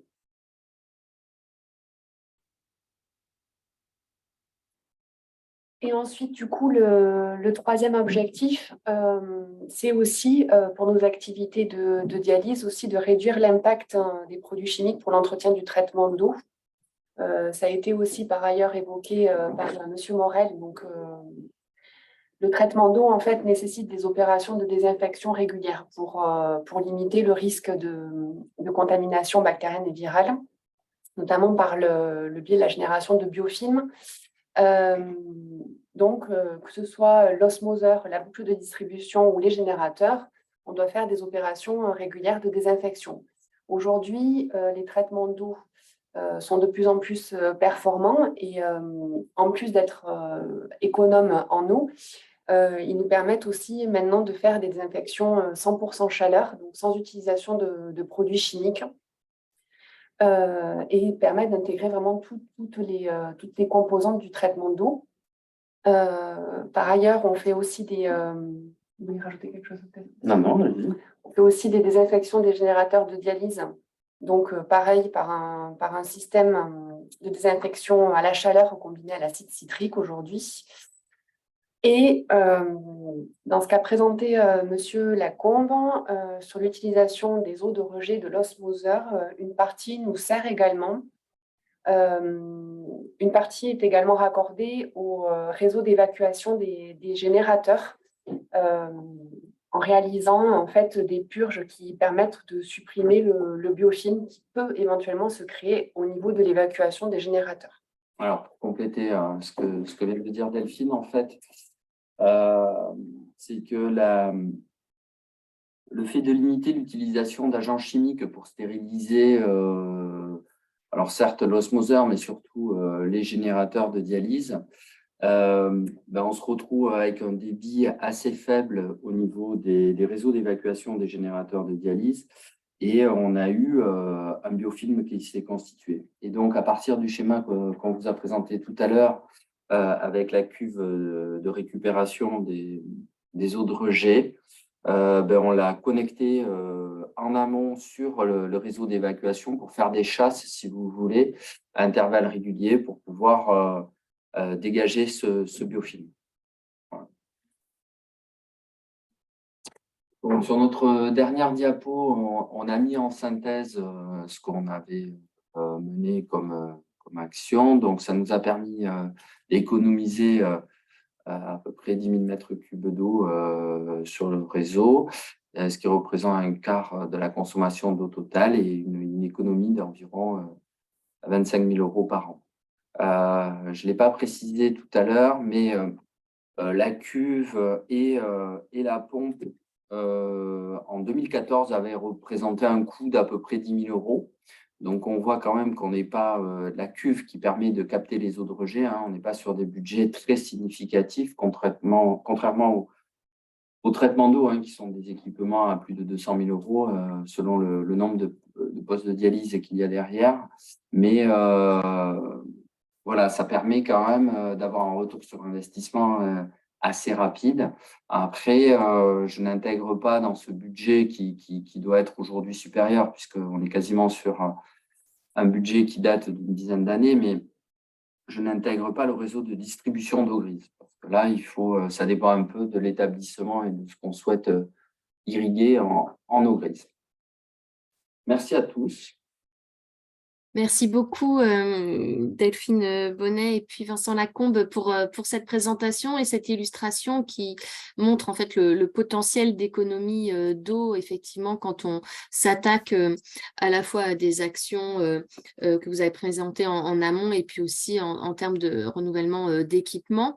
Merci aussi pour l'ouverture que vous avez faite en traitant aussi la question finalement de la qualité de la ressource en eau. C'est évidemment un axe majeur quand on travaille sur la gestion de l'eau, au-delà de la réduction de la consommation d'eau. Et puis pour les établissements dialyse qui assistent à ce webinaire, vous l'avez certainement vu passer, mais il y a un guide des bonnes pratiques pour la dialyse verte qui a été réalisé par la Société francophone de néphrologie, dialyse et transplantation et qui est assez, en tout cas, intéressant à lire et à exploiter et qui couvre largement, effectivement, les actions à engager en matière de développement durable. Les actions, vous l'avez vu au travers différents retours d'expérience, sont nombreuses. Et je vais maintenant donner la parole à Joël Clich, qui est effectivement président du groupe de travail RSE de la FHP, PDG de la clinique SMR Saint-Roch à Cambrai, et puis donner la parole également à Fabien Leloir, qui est responsable qualité et gestionnaire des risques, pour vous présenter effectivement toutes les actions déployées, engagées par l'établissement depuis maintenant de longue date et qui visent effectivement à préserver cette ressource en eau, tant en termes de consommation qu'en termes de qualité. Je vous laisse la parole. Merci Marie-Claire, j'ai bien compris que vous gardiez le meilleur pour la fin. Surtout, en tout cas, mon amitié et surtout merci à Lamine, votre président, effectivement, qui a permis ces webinaires dans cette RSE que nous occupons. Et je passe surtout la parole à Fabien, qui est mon qualiticien que beaucoup connaissent maintenant, puisqu'il participe très régulièrement au webinaire. Et c'est lui qui va mener effectivement toute cette information. Allez-y, Fabien. Voilà, donc je vais partager l'écran. Voilà. Est-ce que vous voyez bien l'écran? C'est en cours de partage. C'est parfait. C'est parfait? Eh ben, ok, très bien. Bien, donc réduire sa consommation d'eau, c'est possible. Donc, nous allons vous présenter, nous, notre retour d'expérience en la matière avec ce qu'on a pu mettre en œuvre depuis quelques années, en insistant sur quelques actions qui nous semblent phares sur le sujet. Alors, la clinique Saint-Roch de Cambrai, donc, pour rappel, donc 3 établissements, soins médico-adaptation, donc 267 lits et 40 places de jour sur 3 sites. Donc Cambrai, qui est le siège principal, donc 133 lits, 40 places de jour, Marchienne, 65 lits et Denain, 69 lits. Donc plusieurs phases successives de travaux, un recours aux énergies renouvelables, on en parlera après. On est assez impliqué dans ce domaine. On est établissement donc certifié HAS haute qualité des soins avec mention et on est enregistré également EMAS, j'en parlerai également juste après pour rappeler ce que c'est. Bien, donc l'eau c'est une ressource malheureusement épuisable, c'est une phrase que j'ai voulu indiquer puisque bon, même si nous dans les Hauts-de-France, on est quand même mieux servi que certaines régions qui se sont exprimées juste avant et qui sont en restriction avec une sécheresse importante. On a même d'ailleurs dans l'actualité nos agriculteurs qui sont dans la boue et nos patatiers qui n'arrivent pas à planter leurs patates. Bon, c'est passé la semaine dernière, donc nous on a beaucoup d'eau en ce moment. Ceci dit, ce n'est pas une raison pour la gaspiller. Alors, on s'est engagé très tôt, donc il y a un peu plus d'une dizaine d'années, en 2008, par une équipe qu'on a mis en place, qui était un comité développement durable. Je pense que maintenant, la plupart des établissements ont créé un comité développement durable et qui s'est intéressé très tôt justement aux problématiques de l'eau et ce qu'on pouvait faire, en tout cas pour économiser cette eau dans les établissements. On a intégré également un axe stratégique sur la gestion de l'eau, donc dans nos orientations, et plus précisément dans la politique de développement durable qu'on revoit chaque année. Chaque année, on maintient, comme certains axes stratégiques, l'axe sur l'eau, puisque c'est un élément qui nous semble important et sur lequel il faut qu'on assure une surveillance continue. Un élément, un levier également de management, donc c'est cette certification de management environnemental et d'audit qu'on appelle EMAS, dans laquelle on est depuis 2013, et dans laquelle on surveillait l'eau en tant qu'un aspect environnemental ayant un impact significatif justement sur l'environnement, puisqu'il y a une analyse environnementale dans ces démarches qui est réévaluée chaque année, et l'eau revenait en particulier sur le site de Marchienne, où la dureté de l'eau est telle que la surveillance doit être plus importante que sur les autres sites. J'y reviendrai après. Donc voilà, une certification management environnemental, c'est important et c'est un levier aussi pour être vigilant sur les problématiques de l'eau en établissement de santé.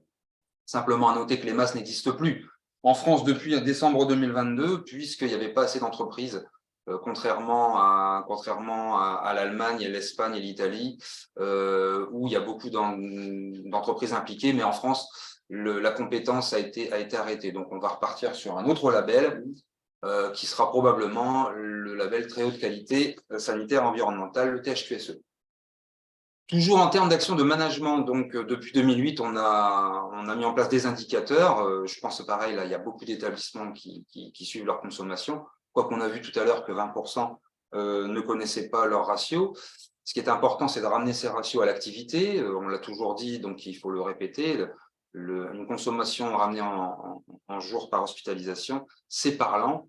Et ça nous permet surtout de se comparer aux moyennes régionales, nationales. Alors, c'est l'intérêt du second point, puisque je vais parler brièvement. Bon, nous, très tôt, on a participé aux études qui se faisaient sur le territoire. Alors, ça a commencé, je me rappelle, il y a eu l'Obscare. Oui, avec la FHP. Hein. Voilà, il y a eu l'Obscare avec la FHP. Il y a eu l'IDD santé, c'est indicateur développement durable en santé que proposait le C2DS.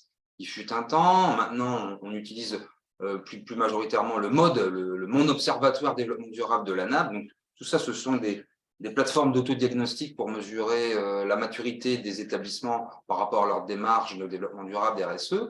Pourquoi j'en parle? Parce que précisément sur l'IDD santé, mais j'y reviendrai après, on avait un rapport agrégé qui était sorti chaque année et qui donnait aussi les valeurs de référence régionales et nationales, ramenées aussi aux spécificités d'établissement. Nous, on est SMR, mais en MCO, c'est pas pareil qu'en psy, pas pareil que dans d'autres spécificités. Voilà, j'y reviendrai après. En tout cas, on a toujours surveillé les fuites. Alors, tous les établissements le font. Mais nous, à un tel point, on a eu des problèmes peut-être un peu plus que d'autres. En tout cas, on a généralisé la surveillance, le relevé journalier par nos équipes. Alors, ça les ennuie un petit peu. Mais en effet, aujourd'hui, on relève les compteurs d'eau tous les jours pour s'assurer qu'il n'y ait pas de fuite, en tout cas de variation. Donc, ça nous permet une meilleure activité si toutefois il y avait une dérive ou une fuite ou une micro-fuite. Alors, on a parlé des dispositifs permettant de réduire les consommations d'eau. Alors, effectivement, nous, on a des brises étoiles sur tous nos périphériques de distribution. On a également des chasses d'eau à double débit qui permettent d'économiser de l'eau, bien sûr. Alors, ce qui est important, c'est la réactivité, en tout cas la maintenance de l'équipe préventive, nos agents techniques et l'entretien de ces dispositifs, de ces périphériques de distribution. Donc, c'est le détartrage régulier, voire le remplacement des pommeaux de douche, des brise-jets ou des mitigeurs. Bon. Sur notre site de Marchienne, qui est plutôt proche de Lille, on a une dureté d'eau qui est telle qu'on a investi dans un système qui s'appelle Efficalc. Donc, c'est un système qu'on installe, alors qui nous a été conseillé par notre prestataire conseil en développement durable, qui l'avait recommandé dans certains établissements. On s'est renseigné sur ces établissements, ça fonctionnait, on s'est dit pourquoi pas. Donc, on installe ça sur l'arrivée d'eau froide. Et par rapport à un effet vortex qui se passe, il y a une formation du calcaire qui est réduite. Le calcaire est modifié sous sa forme, finalement, et qui permet véritablement, et on l'a vu, moins de formation de tartre. On avait des problématiques aiguës sur nos systèmes de chasse d'eau. Donc, c'est une solution accessible qui peut permettre aux établissements de limiter la formation du tartre. En 2018, on a généralisé. Alors, on avait demandé à notre prestataire énergie, lui, qui s'appelle Dalkia, pour ne pas le citer, de nous proposer à un moment donné, ça a duré 2-3 ans, un système de télérelevage. Alors, on l'avait inscrit au contrat, ça venait pas, puis d'un seul coup, c'est arrivé. Alors, en 2018, on a équipé donc nos 3 sites de capteurs qui sont sur les canalisations d'eau, qui sont sur les pompes à chaleur, qui sont sur les chaudières, qui mesurent la température d'eau chaude, les ambiances, etc. Donc, tout un tas de paramètres et qui mesurent justement aussi nos mètres cubes d'eau. Et tous ces capteurs sont sur une plateforme dont on a accès, nous, en temps réel. Donc, je sais, moi, aujourd'hui, étant à Cambrai, ce qu'on a consommé sur Marchienne ou sur Denain, parce que ce sont des télérelevés qui sont faits en temps réel et qui alimentent une plateforme sur laquelle on a un accès direct. Je vous ai mis un exemple de graphe, mais qui permettent en fait une surveillance plus fine et un sous-comptage. On a parlé de sous-compteur tout à l'heure. Là, pour le coup, on a à peu près une trentaine de capteurs différents sur chaque site. Donc, c'est intéressant. Et parmi ces capteurs, on peut en distinguer un qui s'appelle, alors c'est technique, mais c'est un indicateur justement d'alerte de fuite qui s'appelle QTY et qui permet, quand il est bien paramétré, sur une durée de 4 heures dans la nuit normalement on ne consomme pas d'eau, s'il y a des variations effectivement de débit d'eau, elles sont enregistrées immédiatement sur la plateforme et donc ça envoie une alerte au prestataire qui dès le lendemain matin peut intervenir pour action corrective en fait. Donc c'est vrai que ça c'est pas mal, il faut savoir que ça existe et nous on l'a mis en place et on s'en sert sur le coup. Ça ne nous empêche pas, ça ne nous dispense pas de relever quand même nos mètres cubes tous les jours et de s'assurer que tout ça fonctionne bien. Dans les actions environnementales, on en a parlé un peu. Alors, en 2010, on avait généralisé aussi avec la CAP, c'était une expérimentation, je me rappelle à l'époque, c'était les tout premiers nettoyeurs vapeur. On avait équipé nos sites et là, on vient juste de les rénover parce qu'ils avaient 10 ans d'âge et ils n'étaient plus de dernière génération. Donc, nettoyage vapeur à la sortie des infections finales du patient. Le parc a été complètement renouvelé. Ce sont des économies d'eau, bien entendu. Une autre économie d'eau, effectivement, c'est une installation en 2011. On a profité qu'on avait fait une extension des locaux à Cambrai qui faisait appel donc à la géothermie. Il y a donc des forages qui ont eu lieu et de l'eau de nappe qui est prélevée, qui est pompée pour les besoins de la géothermie. Et on s'est dit, on va profiter à ce moment-là d'utiliser cette eau de nappe peut-être pour éventuellement alimenter nos sanitaires, puisqu'après tout, pourquoi mettre de l'eau potable et payante dans des sanitaires? Donc, pendant que les pelleteuses étaient là, etc., on a utilisé un forage et on a équipé notre installation, on va dire, d'un système de récupération d'eau de source qui se compose de cuves qui sont jumelées dans notre vide sanitaire et qui sont remplies par d'autres sources avec un surpresseur, sont renvoyées dans nos sanitaires, en fait, dans le réseau des sanitaires.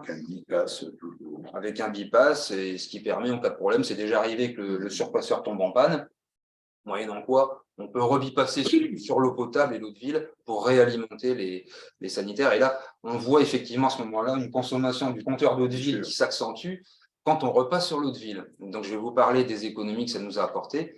En tout cas, un investissement qui est de 33-35 000 à peu près, qui a été amorti sur 3 ans. Donc ça, c'est une action qui est possible et qui permet des économies directes à une heure où le coût de l'eau est important et la raréfaction de l'eau également est importante. Alors, toujours sur les actions environnementales à citer, des campagnes de sensibilisation du personnel, on a parlé, les équipes, c'est eux en premier, qui permettent par leur vigilance de faire attention. Donc, on avait participé avec le C2DS à des campagnes d'éco-stickers sensibilisateurs, c'est toujours en place. Donc, pour avoir toujours les bons messages sous les yeux.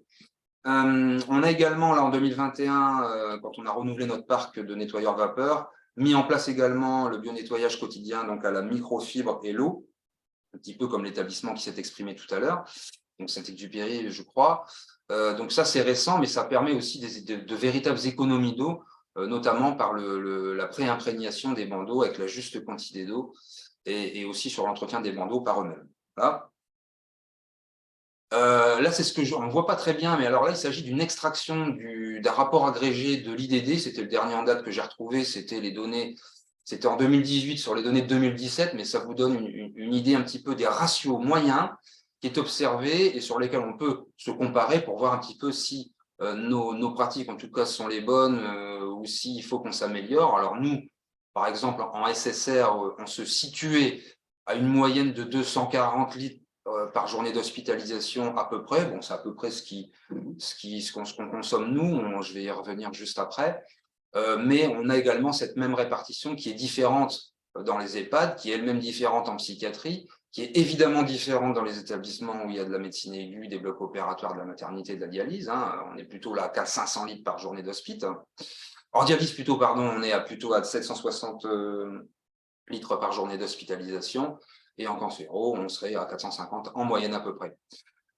Je précise tout de même que ce ratio qui est là est calculé sur les établissements qui ont répondu à l'étude à l'époque, qui était quand même représentatif. Par contre, ne tient pas compte des piscines de balnéothérapie, de l'eau de balnéothérapie. Et nous, on sait que c'est une consommation importante lorsqu'on a une piscine de rééducation qui était elle-même alimentée également, il fut un temps, par notre système de récupération d'eau de nappe. Et pendant quelques années, et on a arrêté récemment pour des raisons, on va dire, sanitaires, d'eau qu'on a mesurée et qui était un petit peu polluée au plomb, on va dire. Oui, parce que simplement, effectivement, l'eau de piscine doit être potable. Et donc, on s'est aperçu qu'il y avait, pas loin de chez nous, un dépôt à l'époque de Pénaroya qui a pollué la nappe. Et ce qui fait que le taux de plombémie dans l'eau que nous avons testé était 20 fois la normale. Mais simplement pour dire qu'il peut y avoir une solution à ce type de problème, c'est qu'il ne faut pas hésiter à faire des forages profonds en sachant que l'eau dont on parle est plutôt une eau de nappe qui est à 15 mètres, 20 mètres, et avec des forages profonds qui peuvent aller jusqu'à 70 mètres, voire 80 mètres, on peut effectivement dépasser la couche d'argile qui permettrait effectivement de retrouver une eau potable. Et lorsqu'il y a effectivement une piscine de rééducation, ça peut être intéressant. Voilà un petit peu ce qu'on risque de faire très récemment, mais ça ne peut être fait qu'avec des sociétés spécialisées qui connaissent effectivement toute la légalisation, puisqu'il faut faire des demandes, et si on rejette effectivement l'eau utilisée, il faut effectivement les taxes de rejet. Voilà un peu. Alors, avant de passer à la dernière diapo, je reviens sur la diapo avant. Là. C'est vrai, j'en ai pas parlé, mais le bio-nettoyage quotidien microfibréo, qui est une solution maintenant qui se déploie quand même dans les établissements, mais qui reste quand même quelque chose, je pense, quand même d'innovant et d'exemplaire. On avait fait une demande de subvention à l'agence de l'eau Artois-Picardie, dans le cadre d'un appel à projet qui s'appelait l'appel à projet, je crois, Initiative innovante pour la gestion de l'eau. Donc, c'était il y a 2 ans et demi à peu près, donc avant de mettre en place cette solution. Et puis, donc, nous avons eu, après quelques mois, une réponse dans le sens où le dossier n'a pas été retenu, puisque jugé comme action qui n'était pas suffisamment innovante. Donc, on était un petit peu déçus quand même, mais donc, on n'a pas été soutenu pour le coup là sur cet exemple-là. Donc, bon, j'espère que d'autres actions pourront être financées. Bon, on a vu des exemples tout à l'heure, mais là, sur cette initiative-là, ça n'a pas été le cas. Voilà, pour terminer. Alors, ce qui est important, c'est de voir un petit peu tout ce que ces actions peuvent représenter sur le moyen et le long terme, sur les consommations. Alors, vous avez ici un tableau qui reprend nos consommations d'eau potable en mètres cubes de l'année 2010 à aujourd'hui. Vous avez ces consommations qui sont ramenées à l'activité ici, donc en journée d'hospitalisation. Vous voyez qu'on était à peu près 270-300 litres par journée d'hospitalisation. Et à partir de 2012, là où on a mis en place en service ce système d'alimentation des sanitaires en eau de source, vous voyez notre ratio qui a brusquement chuté, voire diminué par 2 parfois, pour arriver aujourd'hui à une moyenne de 122 litres par journée d'hospitalisation. Il est bien évident que ce chiffre ne reflète pas nos besoins dans leur entièreté, puisque ce chiffre est complété par un autre chiffre qui est juste en dessous, le volume d'eau de source qu'on utilise et qui, lui, est comptabilisé donc, à partir de 2012.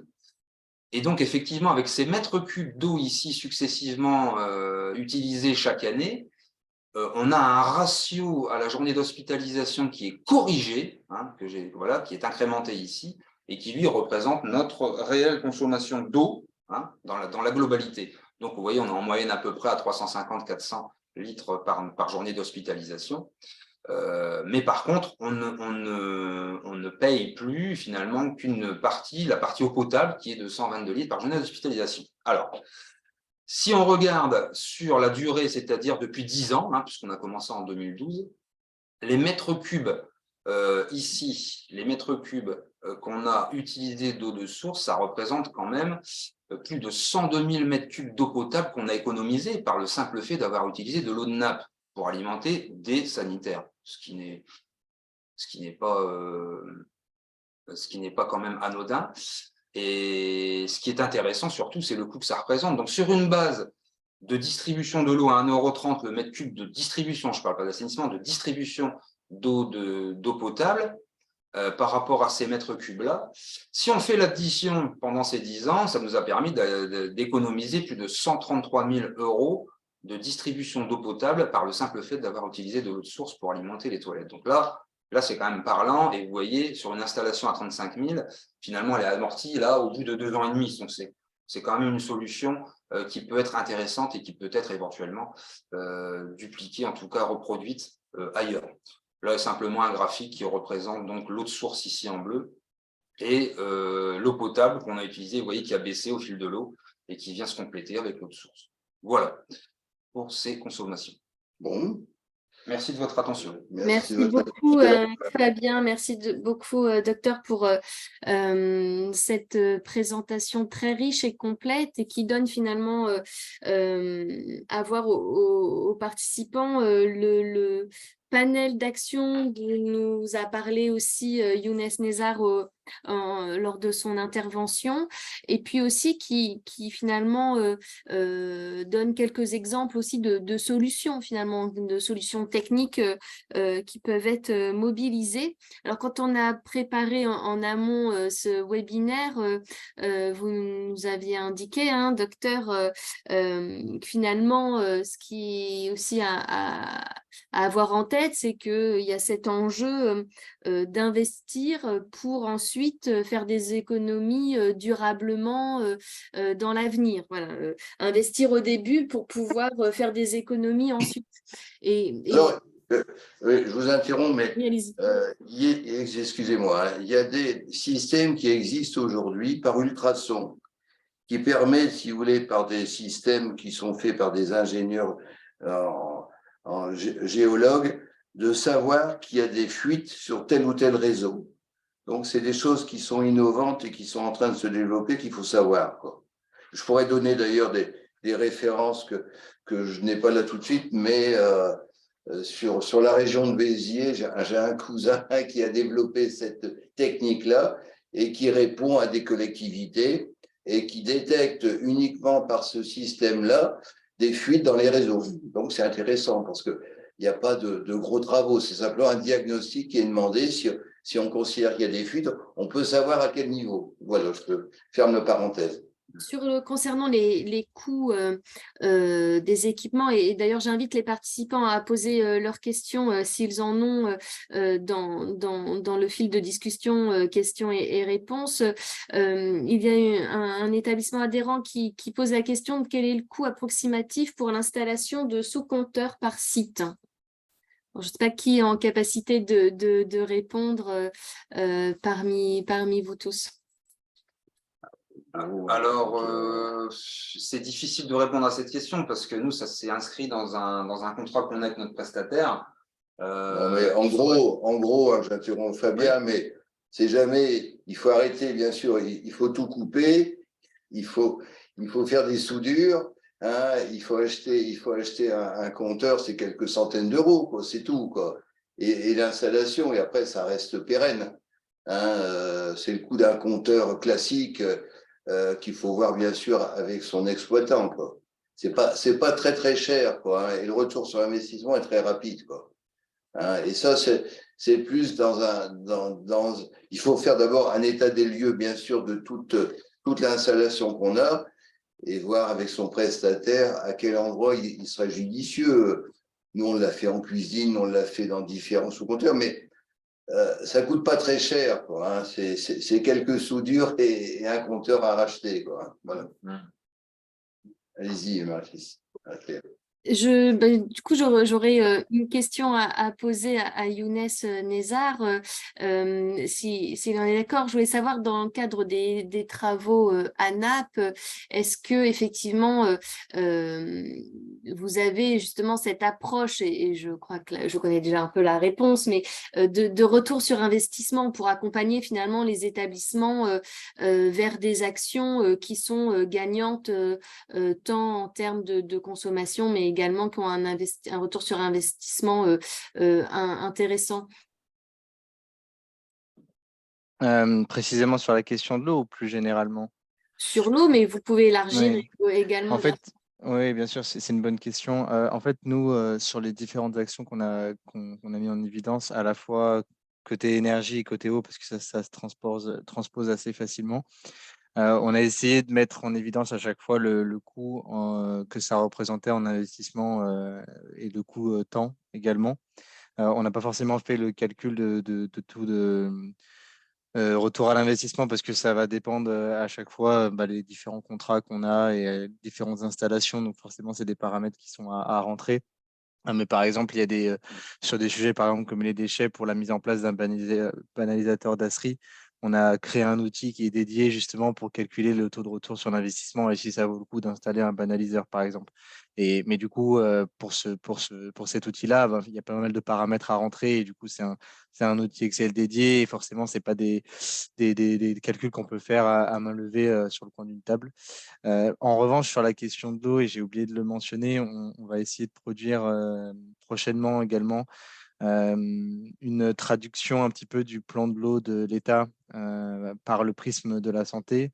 En fait, l'idée, c'était de voir à travers tous les différents leviers qui ont été mentionnés par le plan eau, voir lesquels s'appliquent au secteur de la santé et lesquels, pour ceux qui ne s'appliquent pas au secteur de la santé, essayer de les traduire et donner un petit peu des éléments de compréhension sur qu'est-ce que ça va concrètement changer pour le secteur de la santé. Également une fiche réglementaire sur le sujet de l'eau dans le cadre des fiches réglementaires qu'on va produire à l'ANAP sur les différents volets de la transition écologique. Il y a également une fiche réglementaire autour de l'eau qui sortira, qui présentera un petit peu voilà, toutes les normes réglementaires associées au sujet de l'eau et les perspectives d'évolution sur les différents sujets, comme on en a mentionné précédemment. Merci beaucoup, Younes. J'aurais une question à poser à Zinou Zeglil concernant effectivement les actions finançables.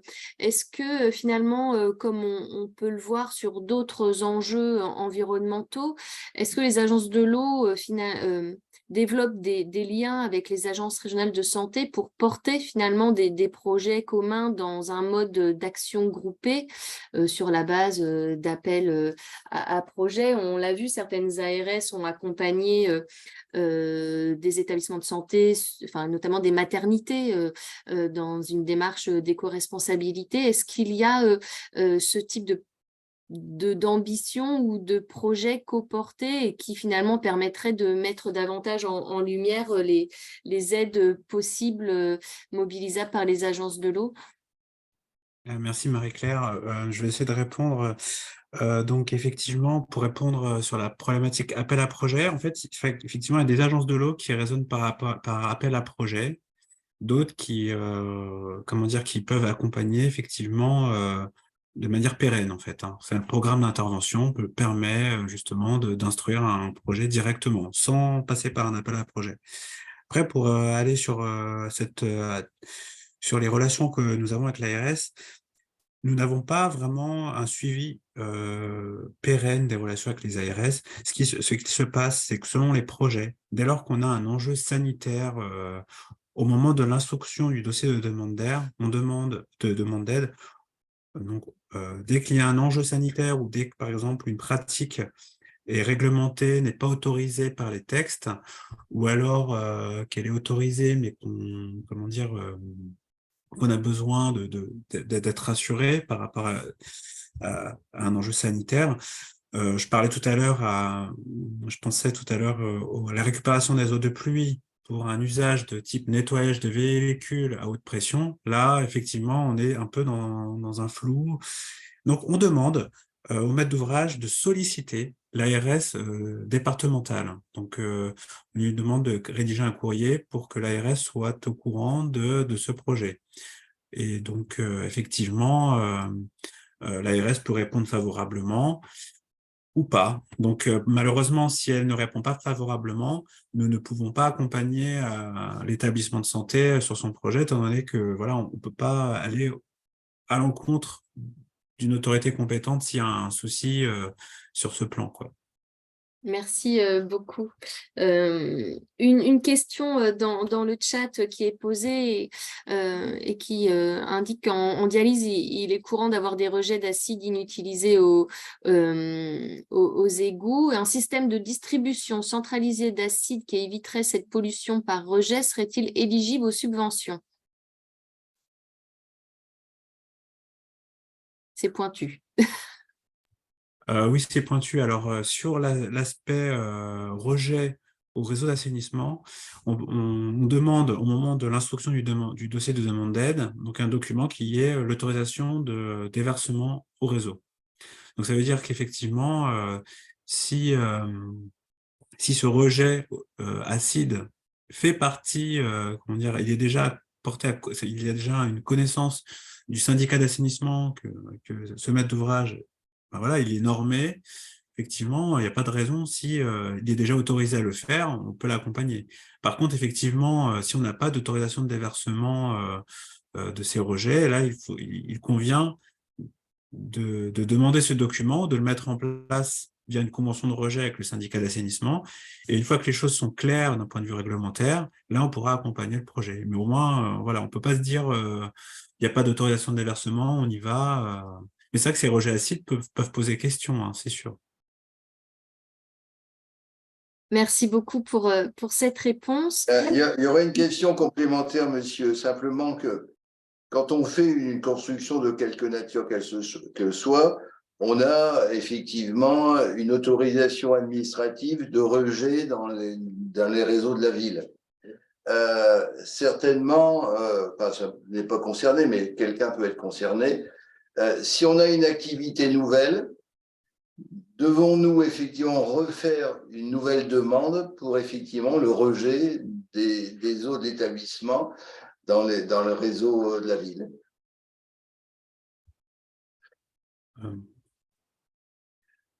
Hein, puisque c'est peut-être des choses qu'on ne pense pas. Je ne sais pas ce que vous en pensez, monsieur. Écoutez, c'est une bonne question. C'est une bonne question. Bon, d'accord. Il méritera d'être creusé Ouais. pour pouvoir y répondre. En tout cas, Merci, oui. on se la garde à l'esprit et puis effectivement, on creusera ce sujet pour vous apporter une réponse, docteur. S'il n'y a pas d'autres questions, en tout cas, merci beaucoup à tous les intervenants d'avoir consacré ces 2 heures à finalement accompagner l'ensemble des établissements du secteur présent dans finalement cette appréhension des enjeux de sobriété en eau. On le voit bien, hein, cet enjeu de sobriété en eau, il peut être appliqué dans le secteur de la santé. Il existe beaucoup de solutions gagnantes et des financements mobilisables. En tout cas, c'était l'objectif de ce webinaire, de vous les présenter, de vous donner une sorte de panorama non exhaustif, bien sûr, de ces actions et des financements possibles. On le sait, hein, les tensions sur la ressource eau vont s'accroître hein, dans les années à venir avec le changement climatique et ses conséquences évidemment sur la disponibilité de la ressource. On a évoqué aussi la question de la qualité de la ressource en eau, hein, qui est aussi un enjeu pour les établissements de santé, même si ce webinaire n'avait pas pour vocation de faire un focus spécifique sur cet enjeu, mais pour autant, on a quand même eu des illustrations qui montrent que les actions sont possibles et doivent être engagées au sein de la profession. Je retiendrai 2 messages clés exprimés ce matin au cours de ce webinaire. C'est que pour économiser l'eau, il faut compter la ressource pour pouvoir ensuite agir, donc compter, suivre. Pour mesurer ensuite l'impact des actions produites. Et puis, effectivement, pour faire des économies durablement, mais c'est le cas également sur l'enjeu de l'énergie, eh bien, il faut parfois investir au début et effectivement avec cette notion d'ensuite de retour sur investissement. En tout cas, un grand merci aux différents intervenants pour leur prise de parole et les réponses aux questions. Et je vous donne rendez-vous le 4 juillet prochain pour le 3e webinaire RSE organisé par la FHP. Ce 3e webinaire de l'année qui sera consacré cette fois à la qualité de l'air dans les établissements de santé. Encore merci beaucoup et à très bientôt. Merci Marie-Claire. Merci. Au revoir à tous. Au revoir. Merci, au revoir. Merci, au revoir. Merci, très bonne journée.